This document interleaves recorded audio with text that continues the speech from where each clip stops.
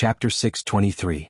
Everyone knew that ceremonies of great significance were usually held next to the fire pit. The deciding factor wasn't the fire pit, but the fire seed in the fire pit. Wherever the fire seed was, the tribesmen would gather there. It didn't matter where the fire pit was or how big it was. The tribesmen only cared about the fire seed.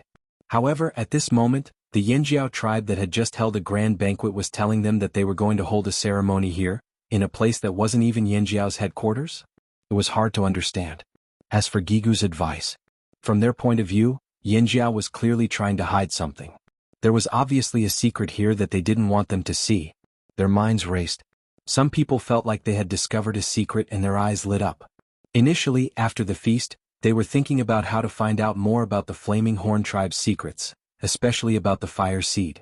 The Mang tribe and a few other famous tribes in the central region had used various methods to obtain information about the Flaming Horn tribe on their way here, especially the movements of the Drumming tribe's fire seed during the winter and the movements of the Rain tribe's fire seed after the winter ended.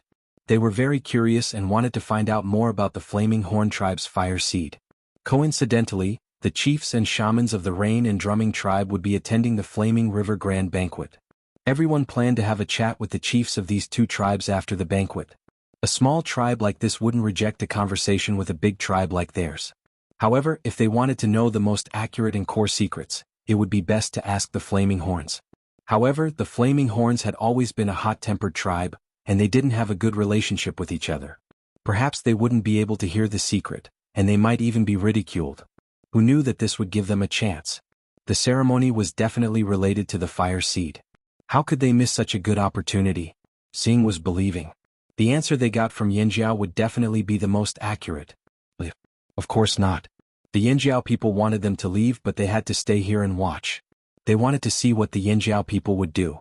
Therefore, the person who was walking towards the Beast Fang gate of the Flaming River Castle turned around and stopped. But they didn't walk back to where they were sitting. Since he was close to the door, it would be easier for him to leave if anything happened. Looking around, it was obvious that everyone was thinking the same thing. They stopped near the Beast Fang gate. As for the Drumming tribe and other smaller tribes, they walked out of the Beast Fang gate. They couldn't find a good place to stay, so they were timid and curious. They could only stick their heads out of the gate and watch from afar. The people of the Drumming tribe and the Rain tribe looked at each other and left without hesitation. They absolutely did not want to stay here. However, they were also a little curious. Therefore, after they walked out of the door, they walked for a distance before stopping to find a place to sit. They had eaten too much and were tired of standing. Inside the Flaming River Castle, Gigu wasn't surprised by the reactions of the tribesmen. It was as if he had expected this. After a cursory glance, Gigu looked at the elders and asked Xiao Xian first. "Shall we start now?" Gigu asked. "We can start now," Xiao Xian said. The other elders nodded in succession. The members of the Flaming Horn tribe stood up and moved the tables, chairs, stools, dining utensils and other things away from where they were sitting. They left an empty space in front of the Flaming River Tower and then stood in a row on both sides of the tower. The elders stood at the front, followed by the team leaders, then the small team leaders. Behind them were some outstanding warriors who had contributed greatly to the tribe, or some respected elders, etc. There were 3 people who were different from these 2 rows of people. The current chief and shamanist didn't stand on either side like the others. Instead, they stood in front of the Flaming River Tower, facing the grayish-white stone wall without any carvings. Yanjiao's head elder, Xiao Xian, stood with the current chief and shamanist in front of the Flaming River Tower. In the hall, where the other 24 tribes had sat before, there were still leftover utensils, soup and chewed bones on the ground, and the firewood that hadn't finished burning was still crackling. The remaining soup in the stone pots and stone cauldrons was boiling and bubbling, and steam kept rising from them. The Yanjiao people hadn't cleaned up all of these. Actually, this was a common practice among the tribes. On the day of the Flaming River Grand Banquet, they wouldn't clean up these things. They would leave them for everyone to see as much as they wanted. These were the medals of the Grand Banquet for everyone to admire. They would wait until the next day when everything was cold and the steam had dissipated, then they would clean up these things. Therefore, only the area where the Yanjiao people were standing had been cleaned up. When everyone was in position, Gigu raised his head and looked at the top of the Flaming River Tower. At the top of the tower, beside the Yanjiao totem flag, stood a person. He was leaning out and looking down, obviously waiting for them. It was Mao, who had cooperated with Ao Xian before. At this moment, Mao was already standing at the top of the flaming river tower, with Tuo and Tao Jing beside him. When Mao, who was leaning down, received Gigu's signal, he took out a huge horn that was almost as tall as he was. There were clear circular patterns on the horn. This horn was made from the horn of a fearsome beast in the forest. It was a great honor to not be standing at the bottom but to blow the horn here. This was a privilege that he had snatched from Lei after competing with him. Mao stretched his arms and did some chest exercises, then took a deep breath and slowly exhaled. Finally he lifted the horn, took a deep breath and blew. Woo! The low sound of the horn was like a muffled thunder from the horizon, carrying with it a vigorous force that seemed to transcend time and space and travel even further. The ground was trembling as if an ancient giant beast had stomped on the ground. Following the sound of the horn, the Yanjiao people who were busy working in the Flaming River trading point all sped up their work. They wanted to finish what they were doing as soon as possible. If they couldn't finish it in a short time, they would just put it aside and tidy up their clothes. They would get water to wash the dirt off their faces and change into a clean set of clothes. When the team that was in the middle of transporting goods heard the low sound of the horn, the leader quickly found a place to rest and reorganize the team. The fearsome beasts that were transporting the goods also obediently followed the leader's instructions. As for Cha-Cha, when the horn sounded, it threw down its things, turned around, and flapped its wings as hard as it could, flying away. Yanjiao's sacrifice had nothing to do with it. The sound of the horn traveled through the forest around the Flaming River. The crocodiles of the drumming tribe all looked up in the direction of the Flaming River trading point, their cold eyes filled with doubt. On the other side of the Flaming River, the sound of the horn could be heard clearly. Although it was much quieter, they could still hear it clearly. The man who was playing with the duck food dropped the duck food in his hand and ran back to his house. The man who had been working in the field and was covered in dirt also ran to the wooden house beside the field to wash and change into clean clothes. The guards were already prepared, so they didn't need to change their clothes. However, their expressions became much more serious. If they saw someone who didn't know what to do, they would urge them to do what they were supposed to do. After the first sound of the horn, the people who stayed in the Flaming River Castle thought that Yanjiao was summoning people. However, after waiting for a long time, no one came in. What was going on? Everyone was confused. In the Flaming River Tower, about half an hour after Mao blew the first sound of the horn, Tao Jing looked at the hourglass that Xiao Xian made out of crystal beside him. When the hourglass was almost empty, he warmed up, then turned the hourglass upside down and took out another horn. This horn was thinner and longer than the one Mao blew just now. The color of the horn was lighter and there weren't any ring-shaped patterns on it. This horn was made from two different fearsome beasts' horns. After taking out this horn, Tao Jing took a deep breath like Mao and blew the second horn. Woo! Unlike the first horn, which was deep and forceful, this second horn was gentler. It was similar to a normal horn, but it was louder and had a wider range.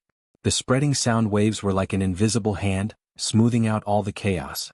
At this time, almost all the Yanjiao people had already packed up and were waiting. In the Flaming River trading point, the people from the other tribes were still wondering why the horn sounded in the Flaming River Castle. Then they saw the Yanjiao people tidying up and walking out of their houses. Then they stood in the direction of the Flaming River Castle. The patrolling warriors also lined up on the spot after the second horn sounded and stood in the direction of the Flaming River Tower. On the way from Yanjiao's headquarters to the Flaming River trading point, the people who were resting all stood up with solemn expressions and stood in the direction of the Flaming River trading point. Even the few fearsome beasts that were resting on the ground got up and stood up. In Yanjiao's headquarters, everyone, whether they were on the mountain or at the foot of the mountain, had already come out of their houses and stood in the direction of the horn. After Tao Jing blew the second horn, the interval was shorter than the first two. When the hourglass was only half empty, Tuo, who had been waiting at the side, took out the third horn. This bugle horn was also the thinnest and longest of the three bugle horns. Taking a deep breath, Tuo blew the third horn. Woo! It wasn't as deep as the first horn, nor was it as gentle as the second horn. This horn sounded loud and resonant, as if it could stir up everyone's emotions and bring them to the peak. In the hall, the utensils on the stone table shook with the sound waves and made smacking sounds. The pots that used to hold the 8 treasures porridge, the bottles that used to hold wine, and the rest of the utensils shook rapidly. A crack appeared on the surface of the utensils, and then the utensils broke with a bang. This horn didn't last long. It was like a whistle announcing a decision. This meant that the sacrifice had officially begun. Seeing the newly appointed witch from Yanjiao take a step forward as if she was about to start the sacrifice, everyone who had been watching was shocked. Was the sacrifice finally about to start? Wait, why didn't they gather everyone? They didn't even have everyone. What was the point of a sacrifice? Chapter 6:24. First, they didn't gather any tribesmen. Second, they didn't have a fire seed. How were they going to perform the ritual? This was what everyone who stayed in the venue and stuck their heads out at the door of the beast tooth pendant were thinking. Were the Yinjiao people joking? It didn't seem like it. Whether it was the atmosphere or the Yinjiao people's formation, it didn't seem like they were joking. They were serious. Guizhe took a step forward. As the new shaman, she would be the one to chant the ritual incantation. Guizhe's voice wasn't loud, but the incomprehensible incantation was like a rhythm that wouldn't fade away. It spread from the flaming river castle to every corner. As Guizhe chanted the incantation, the Yinjiao people were facing the stone wall of the flaming river tower that had no decorations at all suddenly burst into flames. It was as if an invisible pen was using the flames as ink to draw on the wall. The flaming river grand banquet started in the morning and lasted until the afternoon. At that time the sun was already setting. After that, Yinjiao's preparations lasted for almost an hour. At this time the clouds in the sky were bright red as if there was a fire burning. Some places were already showing the color of dusk. The afterglow of the setting sun shone into the flaming river castle. It swept past the bones of the giant beasts that were embedded in the walls of the hall. It swept past the stone tables and the floor. It swept past the shiny bronze wares, the colorful stone wares, and the broken pottery wares that couldn't be kept intact under the sound of the horn. The wall of the flaming river tower just happened to receive the last rays of the sun. Under the fading rays of the setting sun, the shadows started to spread. However, the flames that appeared replaced the shadows where Yangguang had disappeared. Gradually, a diagram formed by flames appeared. It became clearer and more complete. The flames formed a pair of horns that were connected at the bottom and curved upwards, one inside and one outside. The two horns were surrounded by flickering flames. That was Yinjiao's totem. The two former shamans leaned on their crutches. Through their misty eyes, they looked at the ancient totem that had existed for thousands of years on the stone wall. The two horns, one inside and one outside, came from the same source. One was a strong appearance, the other a strong heart. An unyielding life, an unchanging faith. Another wish of the two old men had been fulfilled. Yinjiao was a tribe with a long history. Only through existing records and the accounts of generations of Yinjiao people, they still could not clearly understand what the situation was like in Yinjiao in the past. Too much time had passed and they could no longer see the glory of the past. But they will create the present and the future. A Yinjiao ancestor once said in his notes that when a tribe could hold a banquet without any scruples or reluctance, it was a symbol of the tribe's rise. Why had the Wuxia tribe always been excluded from the big tribes back then? Even if they had the ability to bully other small and medium-sized tribes, often attacking and robbing other tribes and frequently showing their existence, they had never really been recognized by the world. The kindling and history weren't the main reasons. People would not always look at a tribe the same way just because of its past glory. The world's view would always change. Strength was always accompanied by the word rich. Strength and resources. They only had the strength to fight outside, but they didn't have enough resources. Every time they went out to rob, the food they snatched was only enough to sustain their own lives. This kind of tribe had always been despised by many other tribes.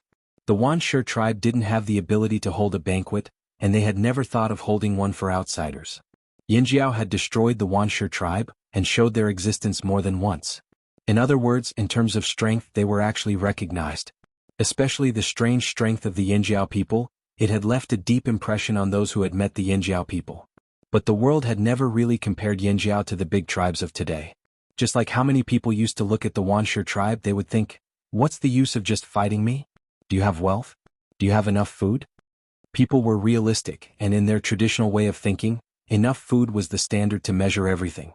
It didn't matter if it was food obtained through other methods or from hunting, these were all important indicators of whether a tribe was a big tribe or not. A strong tribe might not have enough food, but a tribe that had enough wealth and dared to show off their wealth was definitely a big tribe. This was the view of most tribesmen on the mainland, a traditional way of thinking that had persisted for thousands of years. The drumming tribe wouldn't come and suck up to Yinjiao just because they were strong, but when they knew that Yinjiao had enough food, they came over even without Yinjiao saying anything. There were many people who thought like this in the drumming tribe. This was also the reason why the Flaming Horns tribe valued this banquet so much. This ceremony was also to give a satisfactory answer to their ancestors, and to give the Yinjiao tribe a meaningful commemoration. The setting sun disappeared at the end of the vast mountains, but the sound of the horn could still be heard. Inside the flaming river castle, the large venue was already covered in shadows. Because of this, the totem flames were so bright. That's totem. I can feel it, it's the aura of Yanjiao's fire seed. How is this possible? How is this possible? The people who insisted on staying in the venue looked on in shock. This was the first time they saw Yanjiao's special ceremony with their own eyes. A ceremony without a fire pit, without a fire seed. It was unbelievable. Yanjiao, without a fire pit, without a fire seed, had actually started a ceremony. And it was a success. Was this Yanjiao's secret? But even though they saw it with their own eyes, they still didn't understand. How did this happen?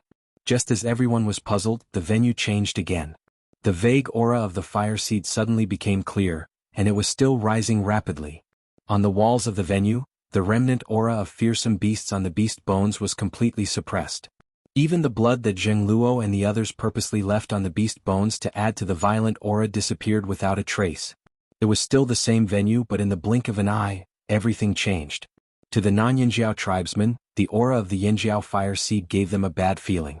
This sudden and extremely dangerous aura of a foreign tribe's fire seed was not targeted at them, but it filled the entire venue. No, not just the venue, but outside the Flaming River Castle, inside the Flaming River Trading Point, this aura was everywhere.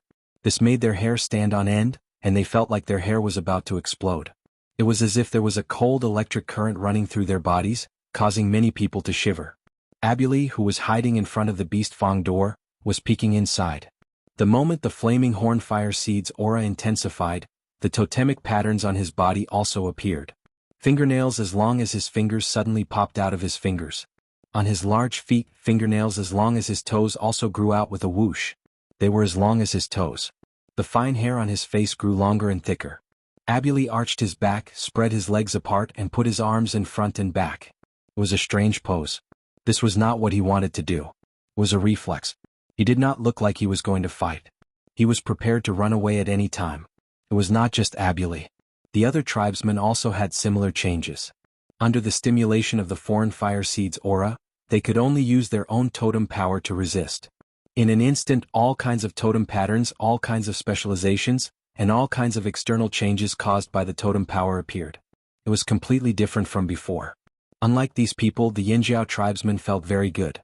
Their blood was boiling, their emotions were aroused, and their hearts were filled with endless emotions that almost rushed out of their chests.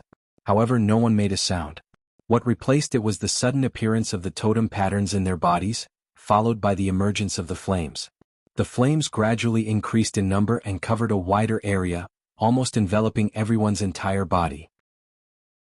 If it was said that Yanjiao's success in summoning their totems had shocked the crowd, now, they were so shocked that their worldview was shattered. It's really burning, someone muttered as he looked over there in a daze. Without a fire pit, without a fire seed, without people, how could they perform a ritual? But now Yanjiao had succeeded. Beast hides, beast meat, spices and grains were all fucking secondary. To them, Yanjiao's most important move was this ritual at the end of the Flaming River Grand Banquet. At this moment, some of the people present seemed to have a vague guess. Although this guess had surfaced when Yanjiao's fire seed had just disappeared, they did not dwell on it. After that, they even felt like they were watching a show. But now this guess made them uneasy. What would the final form of the fire seed look like? Perhaps Yanjiao's purpose in inviting them was not just to promote the Flaming River Trading Point and show off. There were other reasons. Blood and fire from the same source. The chief of the Mang tribe couldn't help but think of this phrase. This was also a hypothesis that the Mang shaman came up with when he was analyzing Yanjiao's fire seed. Outside the Beast Fang gate, Abuli looked at the burning Yinjiao tribesmen, then turned to look at the Yinjiao tribesmen outside the Flaming River Castle. They were all burning. Wait, look at that person. He's burning. Abuli's wife cried out in shock. Nonsense. I know he's burning, all the Yinjiao tribesmen are burning. Abuli snapped out of his daze and finally closed his sore jaw. Not those, look. Abuli's wife reached out and grabbed Abuli's face with both hands, then pulled him towards the Flaming River Castle.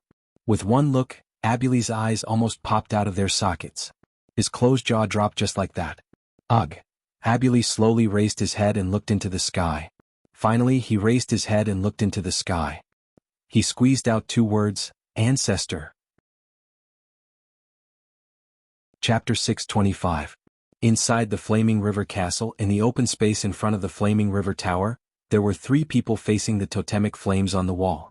One of them had flames that were clearly different from the others. The flames on the Yinjiao people present varied in strength and height, but there wasn't much of a difference. However, Xiao Xian, who was originally standing with the current chief and shaman of Yinjiao, suddenly had flames rising from his body. This gave everyone a fright. The people who were still shocked by the flames on the Yinjiao people shifted their attention to Xiao Xian because of this change. The sudden rise of the flames was almost as tall as the Flaming River Tower.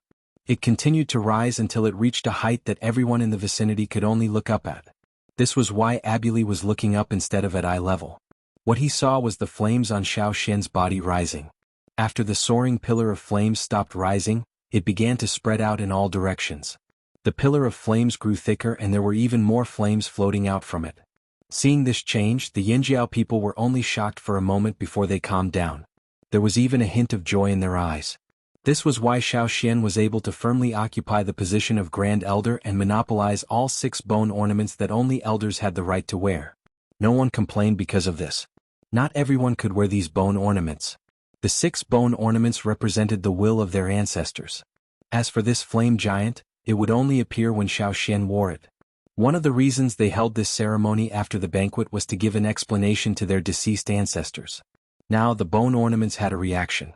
Although the flames weren't as solid as before, everyone could see that this was the flame giant. The flame giant that represented the first generation of ancestors.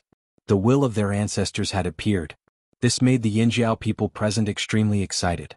While their eyes filled with tears, they also calmed down. Their mood at the moment was like a very hard-working student who had done his best to hand in an answer sheet. Then, a teacher who they had been looking forward to and worshipping finally appeared and gave them a good review. It would be strange if they were not happy. The 6 bone ornaments left behind by the first shaman of Yinjiao had helped them a lot. Without the 6 bone ornaments and the power of their ancestors, Yinjiao would not have been able to merge so quickly and smoothly.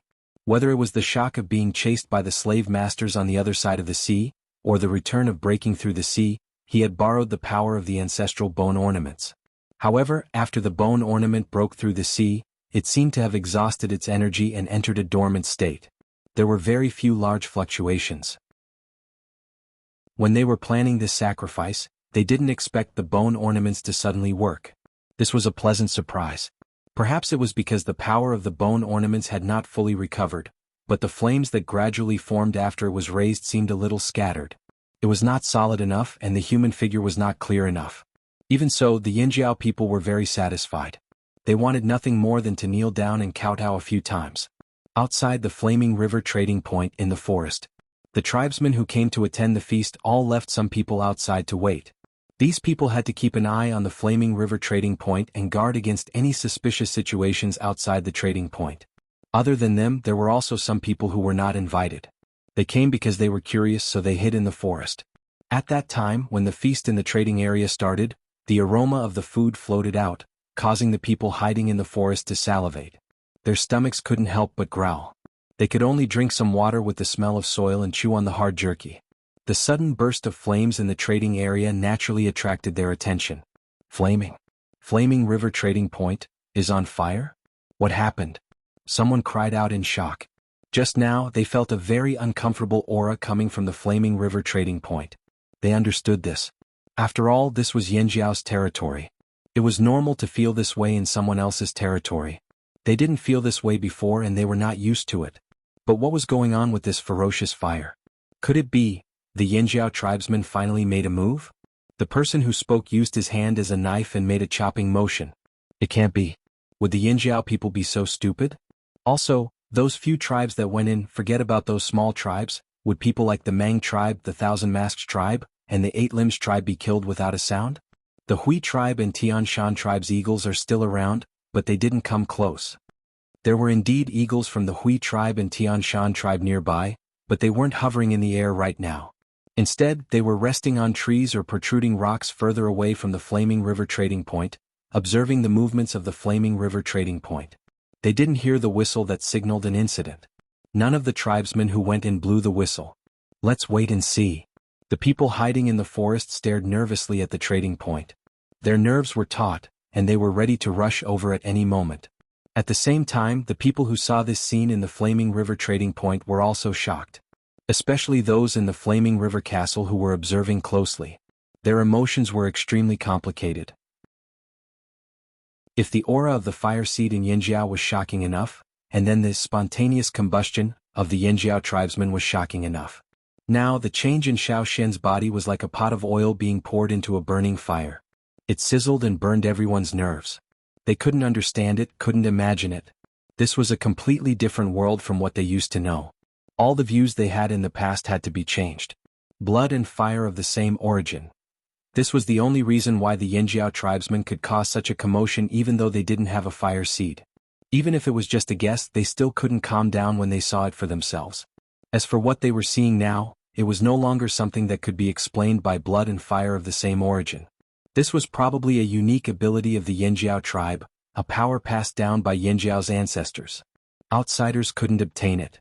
They could only continue watching from the side. They wanted to see what Yinjiao's Grand Elder was up to. At this moment, Xiao Xian also didn't expect the dormant bone ornaments to suddenly become active. The totemic power, the power of inheritance, and that special power in his body were rapidly being drawn out.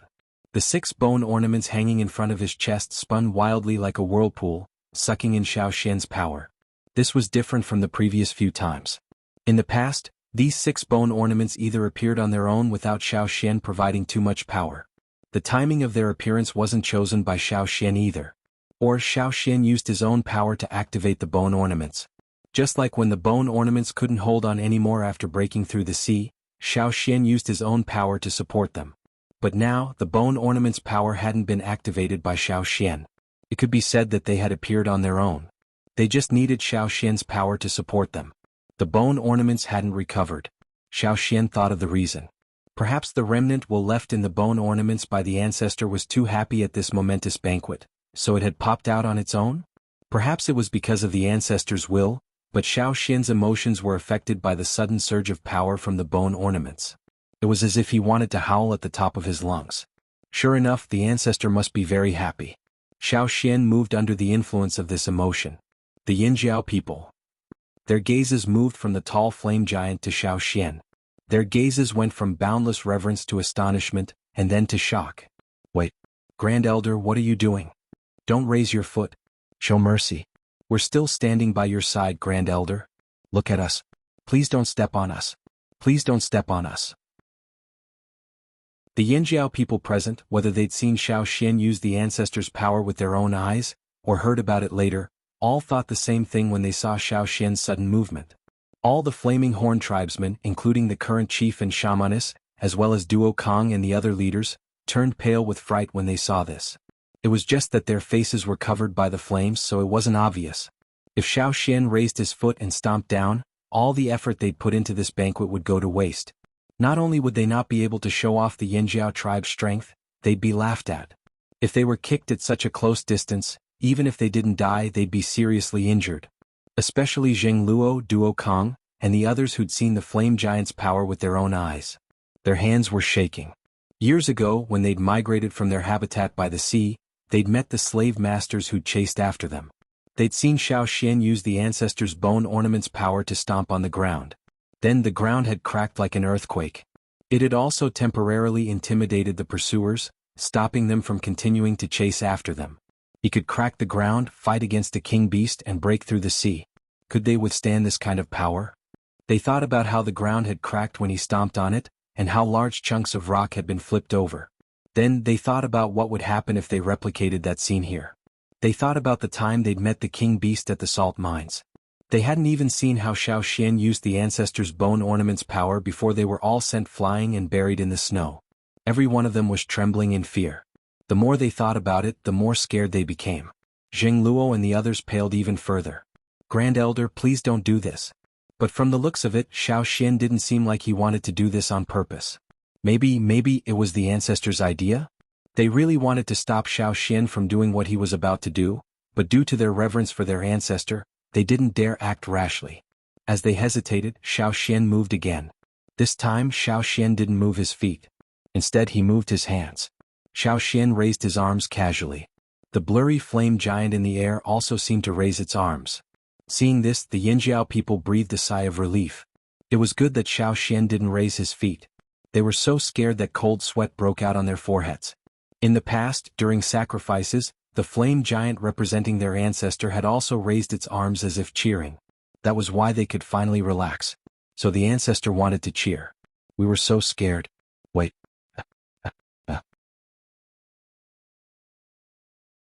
Chapter 626. The flame giant was blurry and difficult to identify. Instead of trying to figure out what the flame giant was going to do, it was better to look at Xiao Xian. After all, Xiao Xian was the representative of the ancestral flame giant. The flame giant's movements were always synchronized with Xiao Xian's. That was why the Yinjiao people couldn't tell what the flame giant was going to do next, so they all stared at Xiao Xian. This was a very strange scene. Even the atmosphere in the hall changed. The other tribes also noticed that something was wrong with the Yinjiao people. They felt that the Yinjiao people's expressions were very strange. Although they couldn't see all the Yinjiao people's expressions clearly from their angle, they could still see a little from the side. Because of this, they couldn't understand what the Yinjiao people were thinking. An inexplicable tension filled the hall. The people who stared at the Yinjiao people or the flame giant in the sky were all tensed up. The totemic power in their bodies was already at its peak, ready for anything that might happen. Could it be that when he advised everyone to leave and I don't recommend anyone to stay here, there was really something dangerous going on? If Gigu knew what they were thinking, he would definitely cry foul. Because even he, the current chief of Yinjiao, didn't expect something like this to happen. Plus, the Yinjiao people were even more nervous than the spectators. At this moment, Abuli, who was hiding in front of the Flaming River Castle's Beast Fang Gate, had a bad feeling about this. He was also nervous. At the same time, they were more cautious than the other tribes.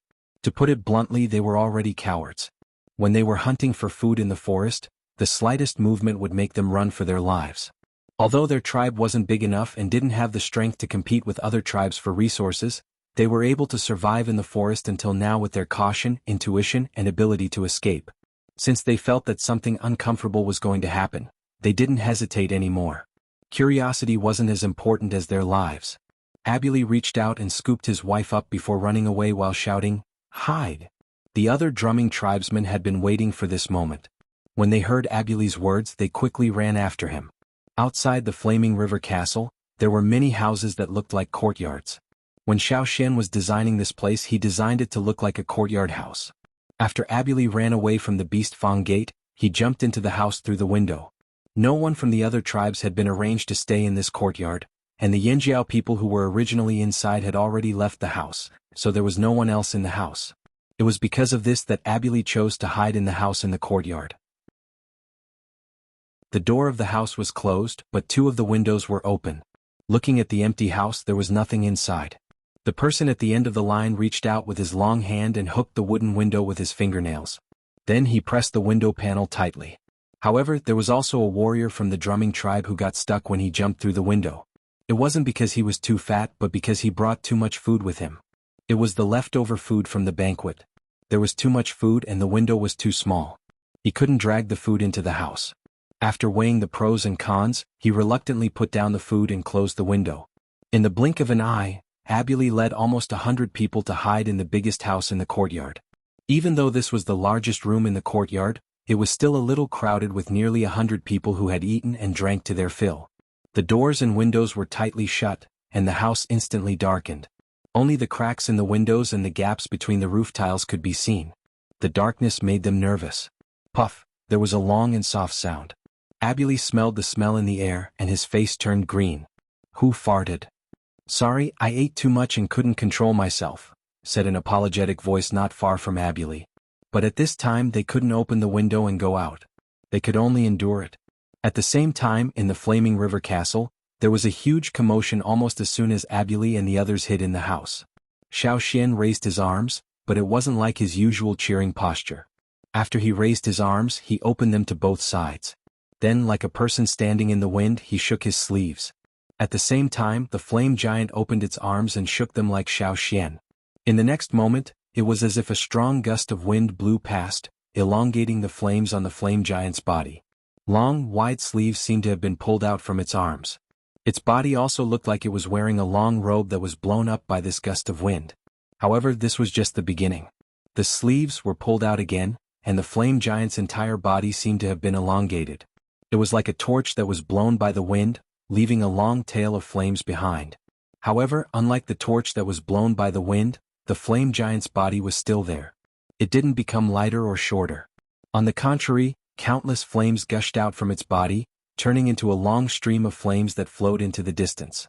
The flame giant was already taller than any of the buildings in the Flaming River trading point. The flames that gushed out from it easily passed through the buildings in the Flaming River Castle. The unstoppable stream of flames instantly rushed out of the Flaming River Castle and into the Flaming River trading point. It spread everywhere like a waterfall, as if it wanted to wash away everything in the Flaming River trading point. However, the strange thing was that the stream of flames easily bypassed the Yanjiao tribesmen. Jianghu and Guizhe, who were standing beside Xiao Xian, could clearly feel the stream of flames that brushed past them. It seemed like a raging stream of flames, but they couldn't feel any wind at all. It wasn't just them. In the trading point, all the buildings and all the tools were still in their original positions. They weren't damaged, they weren't broken. It was as if nothing had happened. However, the foreign tribesmen who stayed in the Flaming River trading point suffered. Especially those who were the closest to the Flaming River Castle. They felt it the most. At this moment they felt like they were in the middle of a storm, desperately trying to withstand the waves. The aura of the E tribe's fire seed was even stronger. This made them feel very uncomfortable. It was like a person who liked salty food but didn't like sweet food being poured sugar all over his body. What's more, it was a mountain of sugar on top of him. How could they feel good about this? Everyone gritted their teeth and endured it. They were the ones who chose to stay, and they even chose to stay so close to the Flaming River. They brought this upon themselves, so they had to endure it even if it meant death. In comparison, the Ji tribesmen who were already in hiding were much better off. They were some distance away from the Flaming River Castle, and they were still hiding in their houses. The stream of flames didn't collide with them directly. However, the sudden pressure from the house made many people's teeth chatter. They could clearly hear the sound of trembling teeth in the house.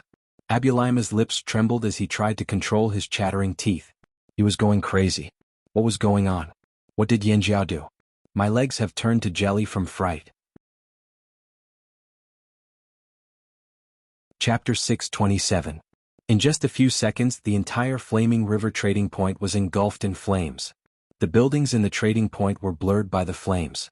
All the foreign tribesmen who remained in the Flaming River trading point felt the same fear.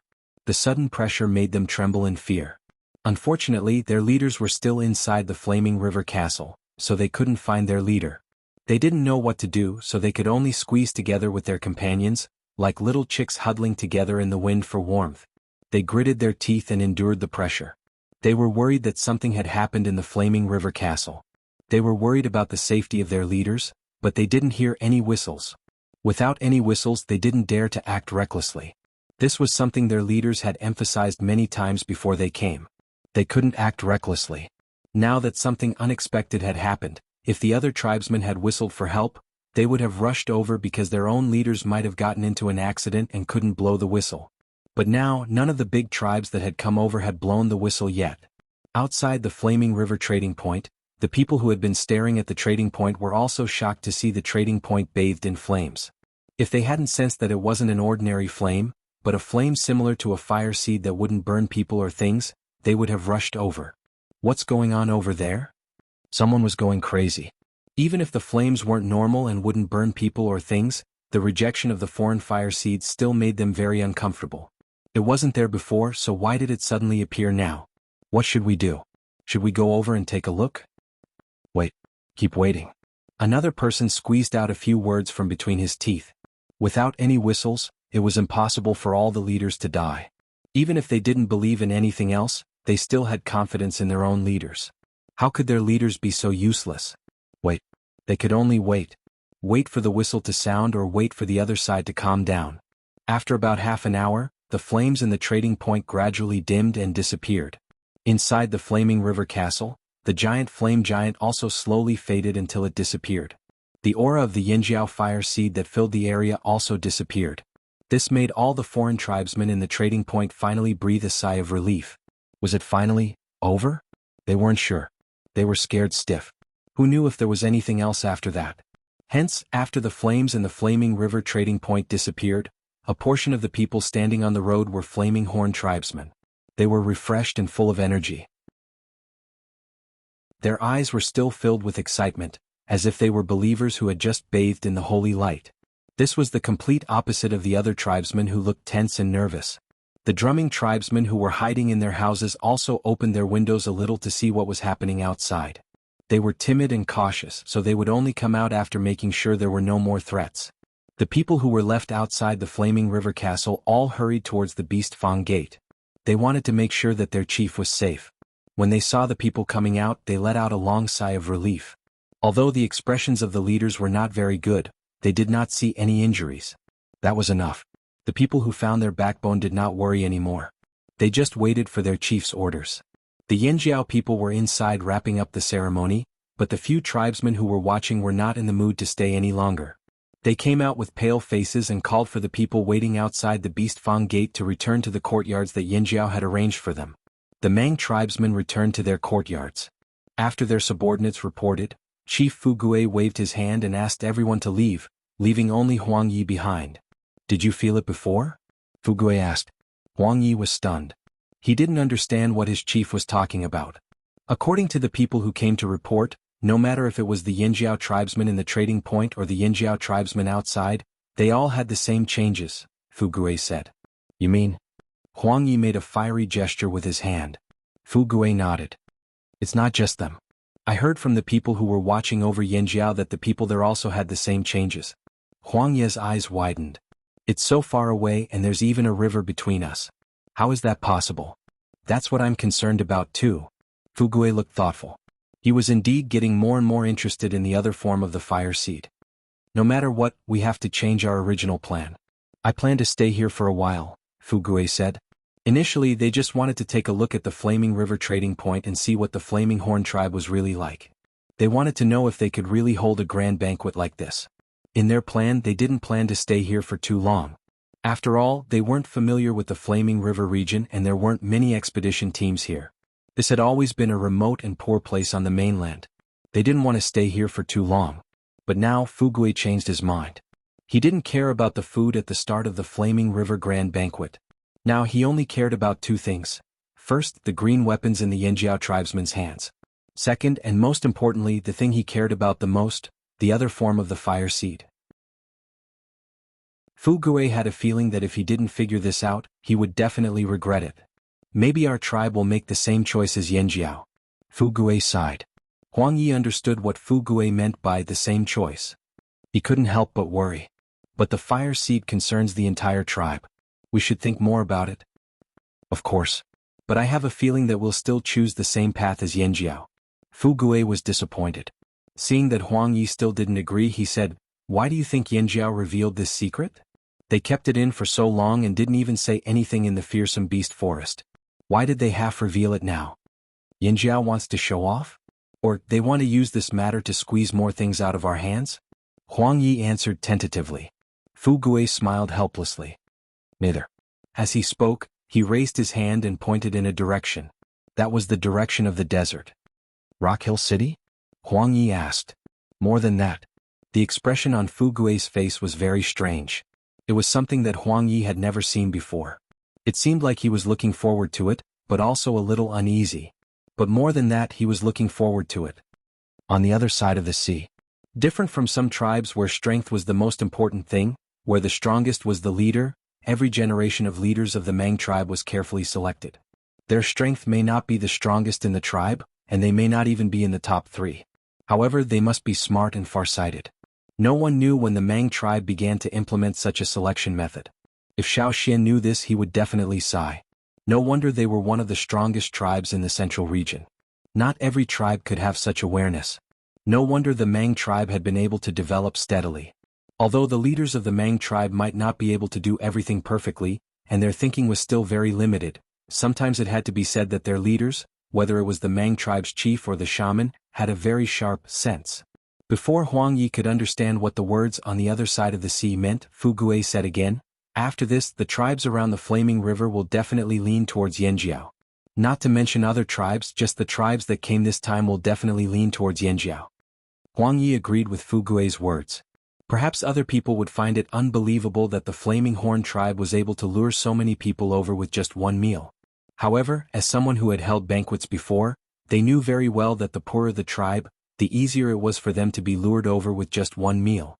This was the reason why many powerful tribes would choose to hold a banquet instead of a direct battle. How easy was it to achieve their goal with just one meal? However, those small tribes weren't stupid. They could tell if they were truly powerful or not. Yanjiao's banquet made them feel very satisfied, especially after today's fire. Although they were afraid at the time, their desire to lean towards Yanjiao only grew stronger. The stronger Yanjiao was, the more they would feel at ease. Many tribesmen didn't think too much. They only recognized what they had seen and experienced. It was impossible to persuade them to break away from Yanjiao in a short period of time. This was the strange thing about many tribesmen. Sometimes they could be so stupid that it made people feel helpless. If Yanjiao can gather all the tribes in this area, they will be a powerful force. Huang Yi understood this point. You and I both know Yanjiao's strength. They might not be weaker than us. If they gather all these tribes, they won't have to fear any other tribes. But they still chose to reveal the secret of the fire seed. Because they are afraid. Fu Gui looked at Huang Yi. Where do you think those Yanjiao people who came out of the desert came from? Of course they came from the desert. Huang Yi's voice suddenly stopped, and his eyes were full of shock. You mean on the other side of the sea? Fu Gui didn't speak, but his expression gave Huang Yi an affirmative answer. Fu Gui's guess was right. The Yanjiao tribes decided to reveal this secret after many discussions. They had thought of hiding it from everyone and only telling the tribes they were on good terms with, or using this secret to squeeze more benefits from other tribes. However, in the end they chose this method. The two continents were already very close. It was only a matter of time before the trade and conflicts broke out. At that time it would be very difficult for Yanjiao alone. Now there were still too few Yanjiao tribes, and they couldn't even compare with an ordinary city on the other side. On the other side of the sea, the noble families of the 6 tribes were united. The nobles of each city had some tribes under their control. The tribes on the other side were different from the tribes on this side. They wouldn't abandon the nobles and support the people on this side. As for the tribes on this side, according to Xiao Xian's understanding of them, although they had many conflicts in the past when it came to the slave masters, they would definitely stand on the same side.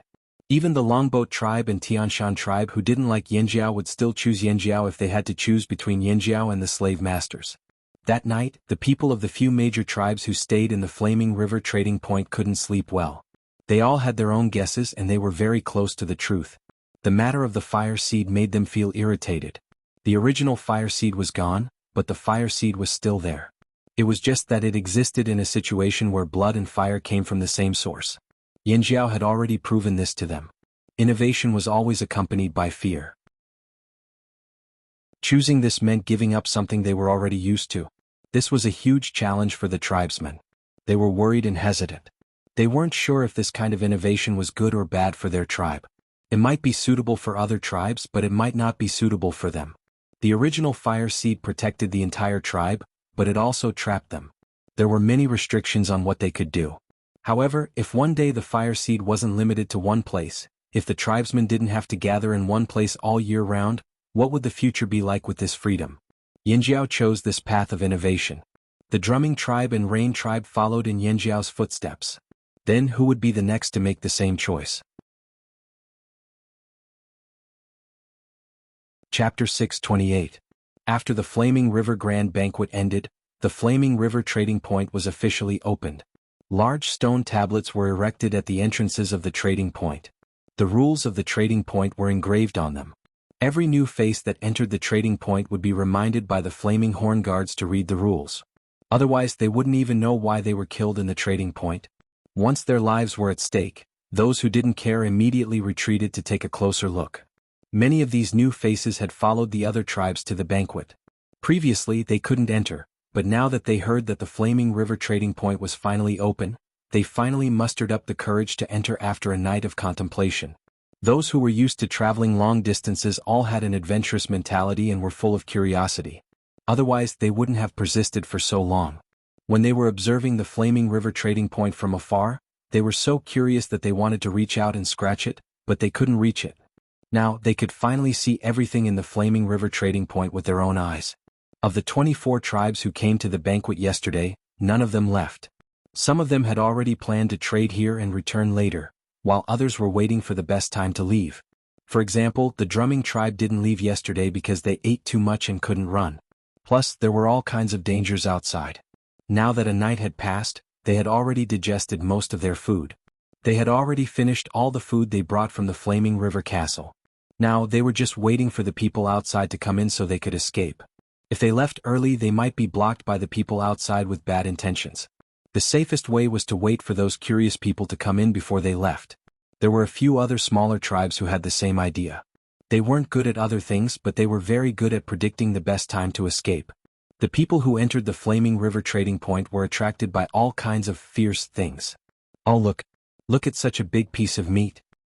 I've never eaten it before. Could that be fearsome beast meat? Fearsome beast meat? These 3 words were undeniably shocking. Even those who traveled long distances rarely saw fearsome beasts, unless they went to the fearsome beast forest or the desert. But how many people had the guts to enter the fearsome beast forest? Even the Wuxia tribe in those days didn't dare to go in often. As long as they were not stupid, they would definitely stay far away from that dangerous place. As for the desert, even fewer people went there. What kind of meat is this? Someone asked with wide eyes. As he spoke, he leaned closer to sniff the bloody meat, and an intoxicated look appeared on his face. It must be delicious. Giant bear, the Yinjiao man in charge of the stall said slowly. Giant bear? How big is this huge? Someone was puzzled. What kind of meat is this? Without waiting for the meat seller to answer, another person impatiently pointed to the other side and asked. That's the meat of the giant claw beast. The man in charge of the stall continued to answer slowly. Giant claw? How big is a claw? Here, just like that.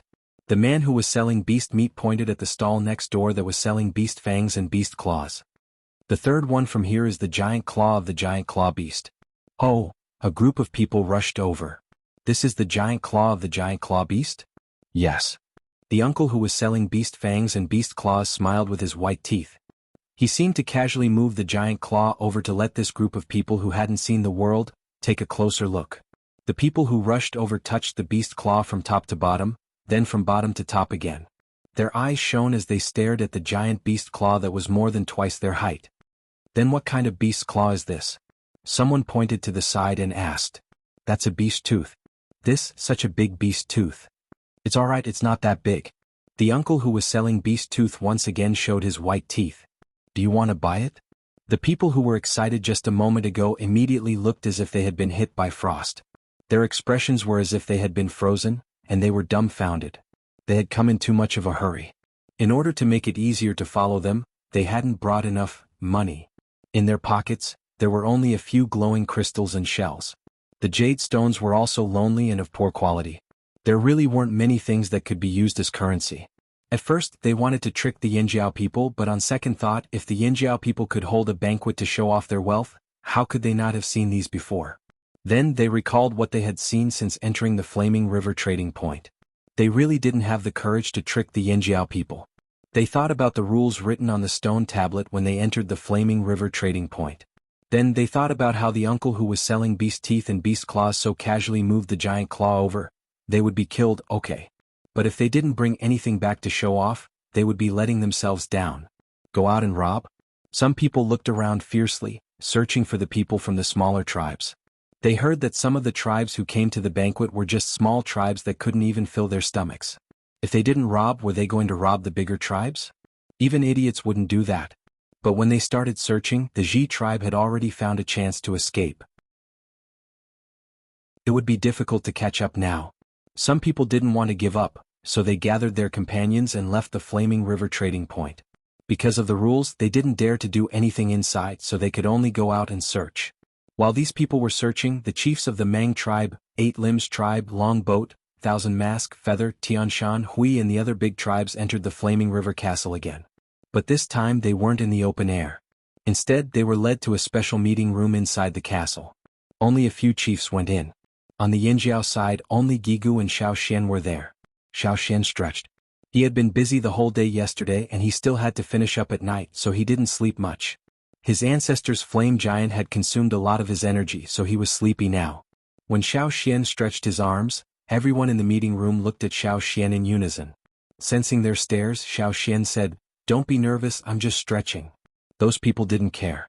Only when Xiao Xian finished stretching and yawning did they look away expressionlessly. They couldn't help it.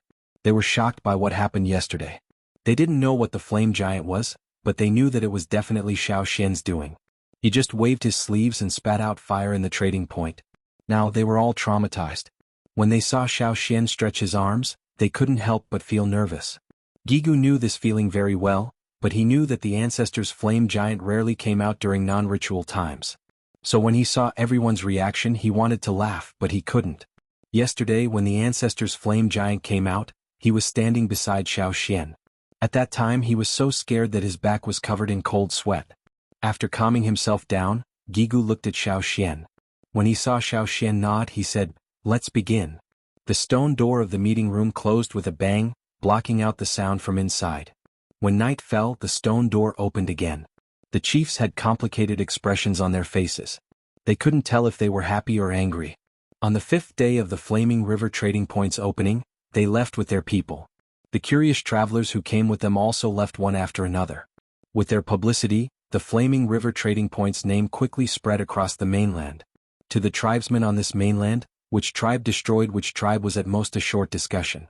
Most tribesmen only talked about tribes that were far away from their own tribe or were not familiar with them. If there was anything new they would immediately shift their attention to it. However, when it came to food they could talk about it for a long time.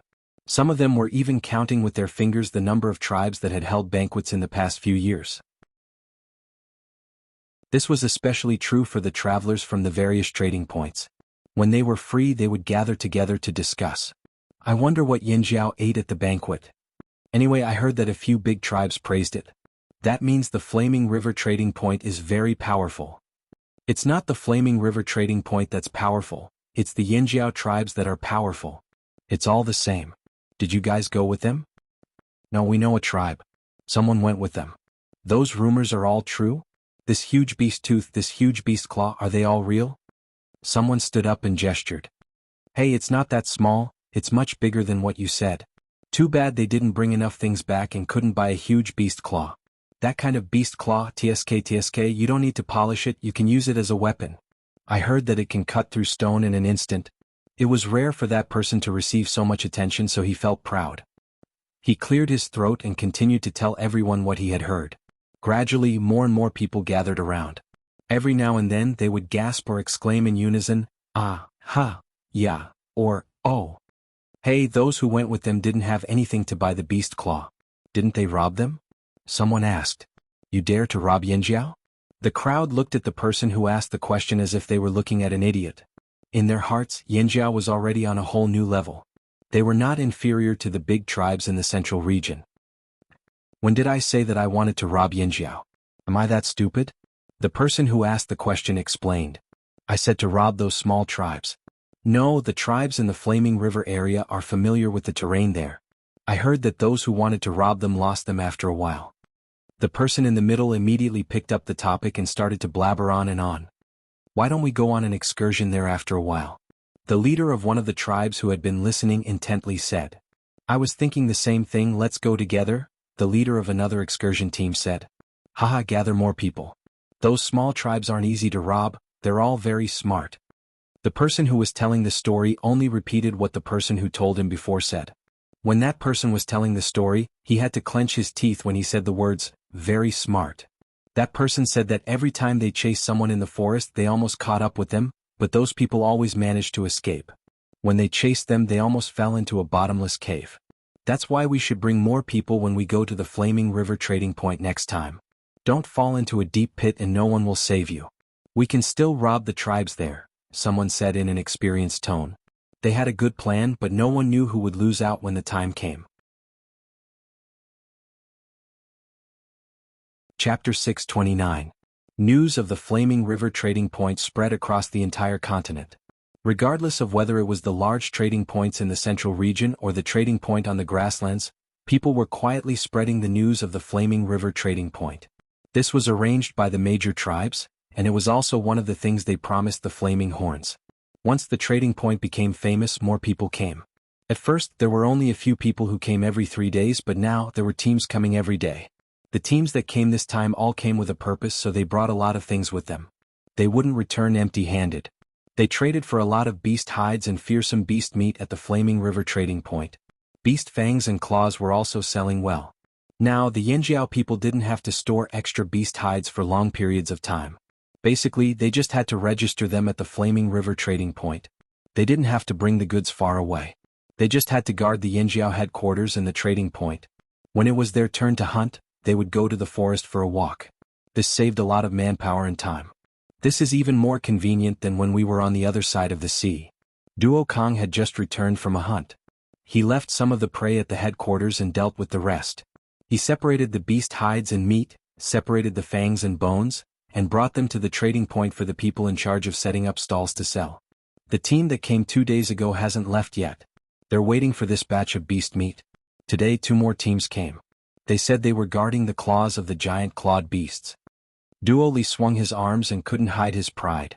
Our things are so good. Those people are willing to wait here for a few days just for these things. Of course we're Yanjiao. How can Yanjiao's things not be good? Duo Kong smiled until his eyes narrowed. He turned to Duo Li and said, "Do you think the Taiha people would be jealous of us if they knew about our current lives?" Of course they'd be jealous. The father and son sat on the top floor of the Flaming River Castle and looked into the distance. They sighed at the same time. I wonder when we'll see them again. Suddenly, Duo Kong saw a small flock of birds fluttering their wings in the forest. It was still some distance away from the Flaming River trading point. There were many trees in the forest. Although they weren't big, they were dense enough. Someone else died? Duo Li also saw the commotion. Do you think it's a traveling party or someone from the Flaming River region? Duo Kong asked. Duo Li thought for a moment. It's more likely that it's a traveling team. I think so too. Duo Kong patted his thigh and hummed a hunting song. He seemed very relaxed. As more and more people gathered at the Flaming River trading point, they began to keep a close eye on the nearby forest. If the people who came here didn't have any designs on the trading point, they wouldn't interfere. However, if anyone dared to have designs on the trading point, they would have no choice but to kill them. Fortunately, the traveling parties knew they couldn't win against the Yanjiao people, so they set their sights on the smaller tribes nearby. They wanted to get something from them. Unfortunately, those who could survive in the Flaming River region all had their own survival skills. Excluding the drumming tribe who moved here 1,000 years ago and the rain tribe who just arrived, the ancestors of the tribes who lived here a long time ago had come into contact with fearsome beasts. Back then, the Flaming River didn't even exist, the ground wasn't cracked and both sides of the river were one. They were very close to the forest where the fearsome beasts lived. How could they not have their own survival skills? That was why when the Yanjiao told them there would be many strangers coming here in the future, the tribesmen who came to the banquet didn't panic. Instead, they seemed to have made up their minds. Although the drumming tribe was small and didn't have many people in their tribe, they looked poor and didn't seem to be very powerful. However, every time the drumming tribe came to the Flaming River trading point to trade for food, they could leave safely after that. There was even one time when they robbed a group of travelers who wanted to rob them. Oh right. Duo Li moved closer to Duo Kong. Father, I heard the Grand Elder is planning to go on a long journey? Duo Kong raised an eyebrow. Why, you want to go? You can't go. If I can go, I can come back and tell you about what happened. Duo Li was very clear about this. The Flaming River trading point hadn't been open for long. Even with Zheng Luo guarding the place, they still needed help. Zheng Luo and Ao, the 2 previous chiefs, one was guarding the trading point while the other was at the headquarters. Ta and Duo Kong, the 2 team leaders, had to take turns leading hunting parties or patrolling teams. They also had to come to the trading point from time to time, so they definitely couldn't leave with Xiao Xian. Since Duo Kong couldn't go, Duo Li was tempted. He wanted his father to talk to Xiao Xian so he could join the traveling party. After all, the party was limited in number and Duo Li was worried that he wouldn't be on the list. Now that the 2 branches had merged, the competition was getting fiercer. Even among the younger generation there were many people stronger than him. He couldn't beat Mao Emo or Yang Guang and his sister. Duo Kong was furious when he saw Duo Li's cowardice. He slapped him. If you want to go, go fight for it yourself. I don't care. The traveling party would definitely be dangerous. If he didn't have the ability, why would he want to join the party? He would be lucky if he didn't drag the party down. He might even die if he wasn't careful. Duo Li, who got slapped, grimaced. Duo Kang's reply was within his expectations. He lowered his head and sighed. Then he pulled himself together. Wasn't it just a competition of strength? He didn't believe that 200 people couldn't squeeze in. At this time, Xiao Xian, who was in Yanjiao's headquarters, had just come out of the medicine house. He had wanted to make a large telescope, but because of some small flaws, he hadn't been able to achieve his goal. So he made a polished convex lens into a magnifying glass about 2 palms wide for Guizhe to use. Although Guizhe had inherited the shaman's power, she hadn't awakened her totemic power before. Now that she had merged with the fire seed, she was still a distance away from the other strong people. For example, Xiao Xian could see the fine strands of grass on the rope, but Guizhe couldn't. Even if she tried, it would be very difficult. However, Guizhe was very talented in concocting herbs.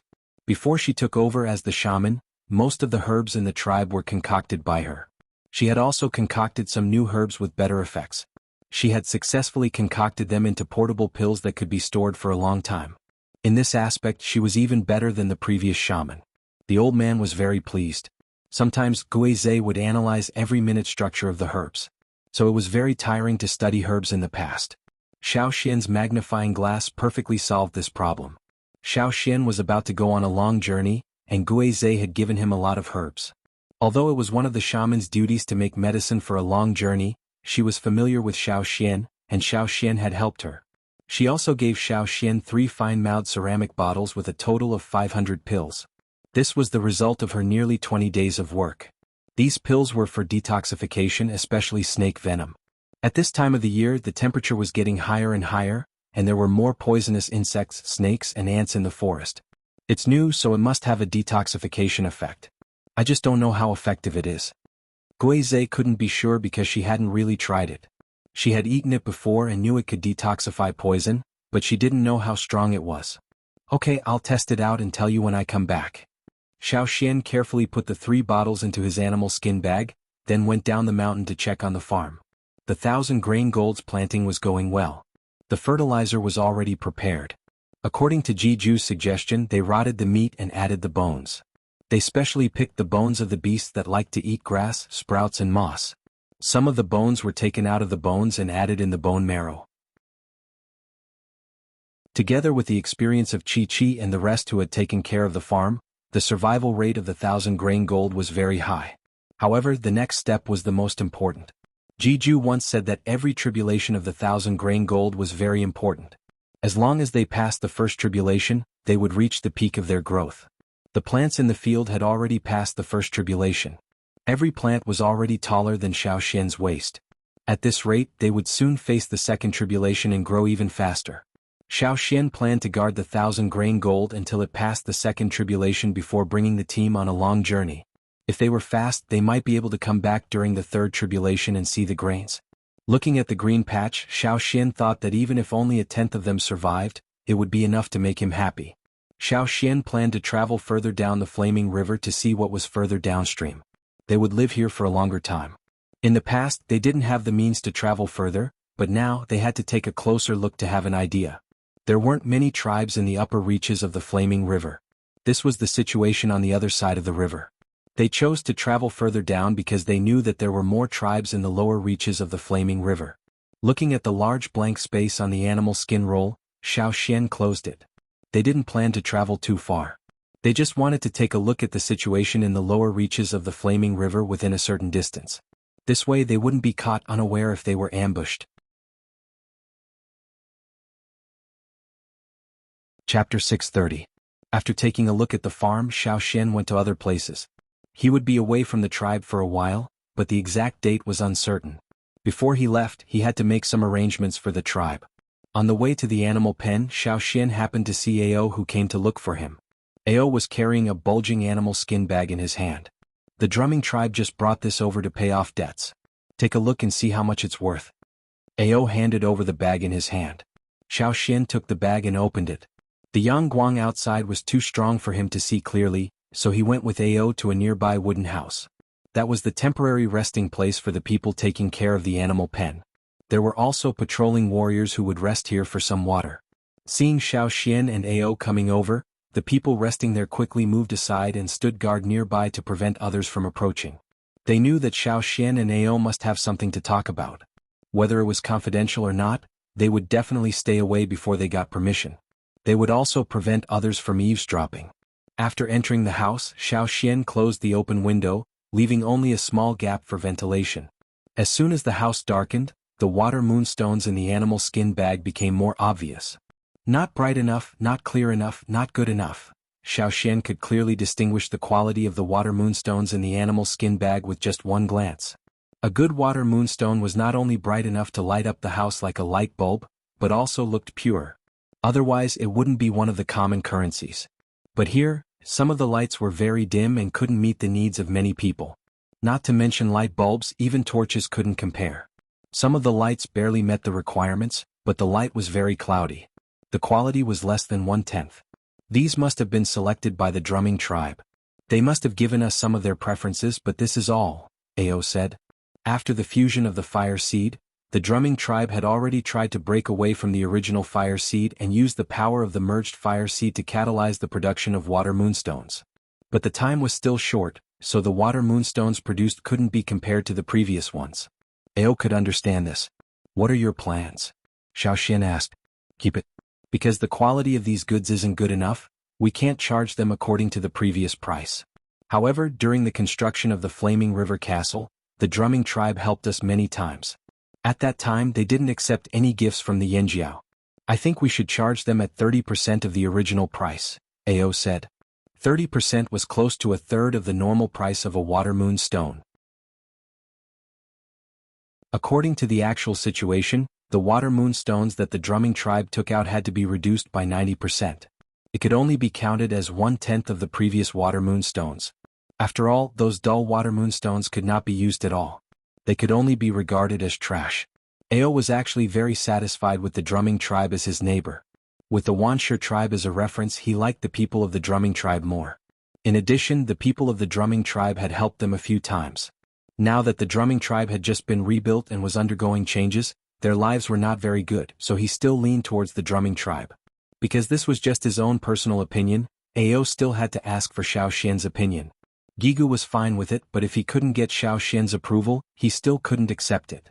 Alright, we'll do as you say. Xiao Xian put the water moonstones back and passed them to Ao. Those dull water moonstones will be distributed separately when the time comes. I know that.